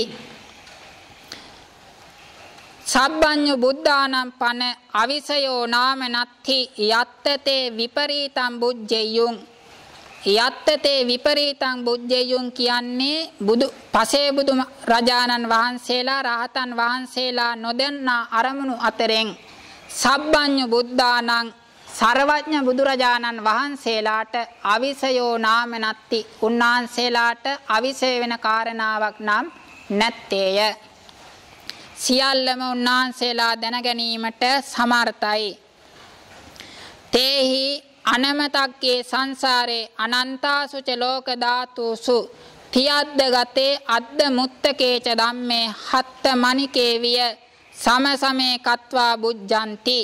එතකොට තේහි කියලා කියන්නේ සර්වඥ බුදුරජාණන් වහන්සේලා අනමතක්කේ සංසාරේ කෙලවරක් නැති සංසාරයේහි ඒ වගේම අනන්තාසු ලෝක ධාතුසු අනන්ත ලෝක ධාතුන්හි තියද්ද ගතේ කියන්නේ අතීත අනාගත වර්තමාන අතීතද්ද අනාගතද්ද පච්චුප්පන්නාද්ද කියන මේ කාලත්‍රයේහි ඇත්තා වූ ඒ වගේම අද්ද මුත්තකේ කාලත්‍රයේ මිදුණා වූ නිර්වාණය ප්‍රඥප්තිය කියන ධර්මයන් පිළිබඳව හත්ත මණිකේ විය අතේ තියෙන මණිකක් වගේ බුද්ධಂತಿ සර්වාකාරයෙන් අවබෝධ කරගනිති. ඒ කාරණාවම දක්වන වාක්‍යය තමයි ඊළඟට තියෙන්නේ සබ්බේ ධම්මා සබ්බාකාරේන බුද්දස්ස භගවතෝ ඥානමුකේ ආපාත මාගච්ඡanti ති වුත්තං. එතකොට එසේ කියන්නට හේතුව තමයි සබ්බේ ධම්මා සියලු ධර්මයෝ සබ්බාකාරේන දතයුතු සකල ආකාරයන්ගෙන් බුද්දස්ස ඥාන භගවතෝ ඥානමුකේ බුදුරජාණන් වහන්සේගේ ඥානමුකේ කියලා කියන්නේ බුදුරජාණන් වහන්සේගේ මනෝද්වාරයෙහි ආපාතං ආගච්ඡanti අරමුණු වීමට පැමිණෙතියයි අටුවාවෙහි කියන ලදී. ඊළඟට තත්ත ඥානමුකේති සබ්බඤ්ඤුං මහා භවංගං සන්දායාහ. ඒ වාක්‍යයේ තියෙන ඥානමුකේ යනු බුදුරජාණන් වහන්සේගේ සර්වඥ මහා භවංගයේ සඳහා කියන ලදී. තත්තෙහි තේ ධම්මා බෝධි මණ්ඩේ සබ්බං අභිධම්මං සම්මසනතෝ පට්ඨාය නිච්ච කාලං උපට්ඨහන්ති. තත්ත බුදුරජාණන් වහන්සේගේ මනෝද්වාරයෙහි තේ ධම්මා දතයුතු සියලු ධර්මයෝ බෝධි මණ්ඩේ සබ්බං අභිධම්මං සම්මසනතෝ පට්ඨාය බෝධි මණ්ඩලයේහි සියලු අභිධර්මය සම්මර්ෂණය කිරීමේ පටන් නිච්ච කාලං උපට්ඨහන්ති. බුදුරජාණන් වහන්සේ යම් යම් ධර්මයක් මෙනෙහි කරන්නට ඡන්දය පහළ වෙනවා නම් ඒ සෑම අවස්ථාවකම නිච්ච කාලං නිතරම උපට්ඨහන්ති. උන්වහන්සේට අරමුණු කිරීමේ හැකියාව තියෙනවා. සබ්බඤ්ඤු බුද්ධාපන යත්තකේ ධම්මේ විචාරේතුං ඉච්ඡanti. තත්තකේ ධම්මේ ආවජ්ජනාය විසුං කତ୍වා ආවජ්ජිත්වා විචාරෙන්ති. සබ්බඤ්ඤ බුද්ධා සර්වඥ බුදුරජාණන් වහන්සේලා යත්තකේ ධම්මේ යම්තා ධර්මයන් විචාරේතුං ඉච්ඡanti දැනගැනීමට සම්මර්ෂණය කිරීමට කැමැති වෙද්ද තත්තකේ ධම්මේ ඒ පමණ ධර්මයන් ආවජ්ජනාය උන්වහන්සේලාගේ సంతානේ හටගන්න මනෝද්වාර ආවජ්ජන චිත්තයෙහි විසුං කତ୍වා වෙන්කොට ආවජ්ජිත්වා ආවර්ජනා කොට විචාරෙන්ති සම්මර්ෂණය කරති. ඊට පස්සේ චෝදනා වාක්‍යයක් එනවා නනු ධම්මා මහන්තා දතයුතු ධර්මයෝ බොහෝ නොවේද. භවංගම් පරිත්තකං භවංගේ කියන්නේ බොහෝම ස්වල්ප මාත්‍රයක් දතයුතු ධර්මයන් බොහෝයි. මේ සියලු ධර්මයන් කොහොමද භවංගේහි ආපාතගත වෙන්නේ? න චෝදේ තබ්බ මේතම් මෙසේ චෝදනා නොකළ යුතුයි. හේතුව තමයි අරූප ධම්මානම් පරමුක්ඛංස පත්තානං ඒසානුභාවෝ පරමුක්ඛංස පත්තානං අරූප ධම්මානං පරතරට දියුණු කර ගන්නා ලද ඥානාදී අරූප ධර්මයන්ගේ ආනුභාවය නිසා ඒ දතයුතු ධර්මයන් වෙන් කොට දැන ගැනීමට උන්වහන්සේට හැකියාව තියෙනවා. ඊට පස්සේ සංසද්දෝපන සාමන්ති ඒතස්සත්තේ උපසග්ගෝ සංසද්දෝ මේ සම්මා සම්බුද්ධ කියන පදේ මේ සං කියන පදය සාමං ඉති ඒතස්සත්තේ සාමං කියන්නේ තමන් කියන අර්ථයෙහි උපසග්ගෝ උපසර්ග පදයකි. සෝ ඒ සං කියන උපසර්ග පදය භගවතෝ භාග්‍යතුන් වහන්සේගේ පටිවේද ධම්මේසු ප්‍රතිවේද ධර්මයන්හි මාර්ගඵල නිර්වාණ ධර්මයන්හි අනාචාරියක තන් දීපේති ආචාර්යවරයෙක් නැති බව දක්වයි. ඊට පස්සේ ඒ සඳහා චෝදනා වාක්‍යයක් තියෙනවා නමේ ඒකම සාධනය කරන පාලි වාක්‍යය තමයි නමේ ආචාර්යෝ අත්තිහි වුත්තං මේ මට ආචාර්යෝ ආචාර්යවරයෙක් න අත්ති නැත්තේ යයි පාලියෙහි කියන ලදී. නමේ ආචාර්යෝ අත්ති සදිසෝ මේ නවිජ්ජති කියලා ගාතාවක් තියෙනවා පාලියෙහි. ඒක දක්වනවා සාධක වශයෙන්. ඊළඟට නනෝ භගවතෝ තතිය චතුත්ථාරූප සමාපත්තියෝ ආලාර උදක මූලිකාති. ඊට පස්සේ තවත් චෝදනා වාක්‍යයක් තියෙනවා. බුදුරජාන් වහන්සේ සමාපatti උපදවා ගැනීමට ආලාර උද්දකකාම ඒ කට්ටිය ළඟ ඉගෙන ගත්තා නොවේද? සත්‍යං ඉගෙන ගත්තා. නමුත් බුද්ධන තාපන අනලංකරිත්වා ලද්ද මත්තාව හුත්වා ඡඩ්ඩිතත්තා පච්චා බුද්ධන ක්‍රියාය පාදක මත්තාපි නහොන්ති කුතෝ පටිවේද ධම්මා. ඒවා ලබා ගන්නා ලද නමුත් තාපන අනලංකරිත්වා ඒවා අලංකාර නොකොට ඒවා සාරය කියලා ගන්නෙ නැතුව අනලංකරිත්වා කියන එක අනුටීකා විස්තර කරන්නේ වසීභාවයට පත් කරන්නේ නැතුව මේ සමාපatti සාරය වශයෙන් ගන්නෙ නැතුව ලද්ද මත්තාව හුත්වා ලබන ලද උපදවා ගන්න ලද මාත්‍රයෙන්ම ඡඩ්ඩිතත්තා මේක සාරය නෙවෙයි කියලා අත්හැරලා දාපු නිසා පච්චා බුද්ධන ක්‍රියාය පාදක මත්තාපි නහොන්ති සර්වඥතා ඥාණයට පැමිණීම චතුරාර්ය සත්‍ය ධර්මයන් අවබෝධ කර ගැනීම කියන ක්‍රියාවට පාදක වශයෙන්වත් උපකාර වෙන්නේ නැහැ ඒ උපදවාගත් ධ්‍යාන ධර්මයන්. තස්මා ඒ නිසා තා ඒ සමාපatti ධර්මයන් භගවතෝ බුදුරජාණන් වහන්සේගේ බුද්ධ භාවයේ චතුරාර්ය සත්‍ය ධර්මයන් අවබෝධ කිරීමෙහි සාචාර්යකතං ආචාර්යයන් වහන්සේ කෙනෙක් සහිත බව නෑසාදෙන්ති සිදු නොකරයි. අයමෙත්ත පාලි අනුගතෝ අත්තෝ මේ සම්මා සම්බුද්ධ කියන පදය පාලියට අනුකූල වූ අර්ථයයි. පාලිය කියන්නේ පුද්ගල පඤ්ඤත්ති ප්‍රකරණේ සම්මා සම්බුද්ධ කියන පදේ විස්තර කරලා තියෙනවා. ඒ විස්තර කරන පදය තමයි දක්වලා තියෙන්නේ තත්ත කතමෝච පුද්ගලෝ සම්මා සම්බුද්ධෝ. සම්මා සම්බුද්ධ කියලා කියන්නේ කවර පුද්ගලයාටද? ඉදේකච්චෝ පුද්ගලෝ ඉද මේ ලෝකෙහි ඒකච්චෝ පුද්ගලෝ එක්තරා පුද්ගලයෙක් පුබ්බේ අනනුසුතේසු ධම්මේසු කලින් නොඅසන ලද ධර්මයන්හි සාමන් සත්‍යානි අபிසම්බුද්ධි තමන් වහන්සේ විසින්ම චතුරාර්ය සත්‍ය ධර්මයන් අවබෝධ කෙලේය. තත්තච එහිද සබ්බඤ්ඤුතම් පාපුනාති සර්වඥ භාවයට පැමිණෙයි. බලේසු ච වසී භාවං බලේසු කියලා කියන්නේ දස බල ඥානයන්හි වසී භාවයටද පැමිණෙයි. අයං වුච්චති පුද්ගලෝ සම්මා සම්බුද්ධෝ මෙන්න මේ පුද්ගලයාට තමයි සම්මා සම්බුද්ධ කියන්නේ කියන පාලියට අනුකූලව තමයි කලින් විස්තර කරන්නට යෙදුනේ.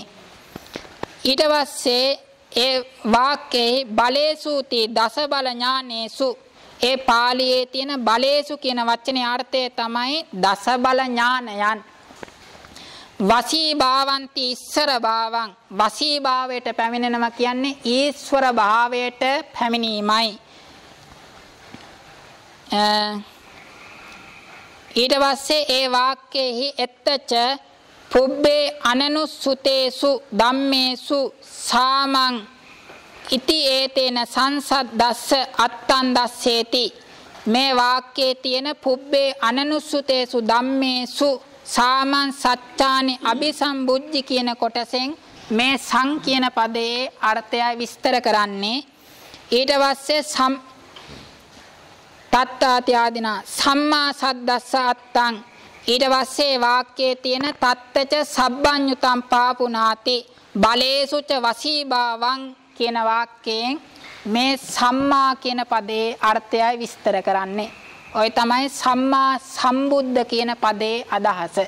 එතකොට සම්මා සම්බුද්ධ කියනවා කාරණා දෙකක් නිසා සම්මා කියලා කියන්නේ දත යුතු සංකාර විකාර ලක්ෂණ නිබ්බාන පඤ්ඤත්ති කියන පංචවිධ ඤෙය්‍ය ධර්මයන් අවිපරීත වශයෙන් අවබෝධ කරපු නිසා සහ ආචාර්යයන් වහන්සේ නමකගේ උපකාරයක් නැතුව තමන් වහන්සේ විසින්ම අවබෝධ කරගත්ත නිසා සම්මා සම්බුද්ධ කියලා කියනවා. ඔය තමයි පළවෙනි ගාථාවේ සම්මා සම්බුද්ධ කියන පදයේ අදහස. අපි කාල වේලා ඉවර නිසා ඊළඟ දවසට ඉතුරු ටික කරමුනේ.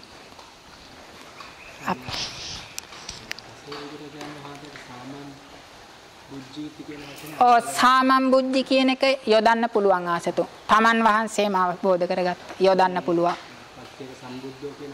ඔව්. උන්වහන්සේ චතුරාර්ය සත්‍ය ධර්ම අවබෝධ කිරීමට ආචාර්යයන් වහන්සේ කෙනෙක් නැහැ. ඒ නිසා උන්වහන්සේට සාමම් බුද්ධි කියන අර්ථය යොදන්න පුළුවන්. හැබැයි සම්මා කියන එක යොදන්න බෑ. හැබැයි උන්වහන්සේ තමන් වහන්සේගේ විශේෂේත්‍රයේ සම්මා තමයි. හැබැයි බුදුරජාණන් වහන්සේට සම්මා කියන්නේ දත යුතු සියලු ධර්මයන්. පසේ බුදුරජාණන් වහන්සේ උන්වහන්සේ දන්නා විශේෂේත්‍රය පමණයි. ඒ වෙනස තියෙනවා. අපි එහෙනම් දෙවියන්ට පින් දීලා අවසන් කරමු. බුද්ධ ශාසනං චිරන් තිට්ඨතෝ බුද්ධ ශාසනං චිරන් තිට්ඨතෝ බුද්ධ ශාසනං චිරන් තිට්ඨතෝ සාදු සාදු සාදු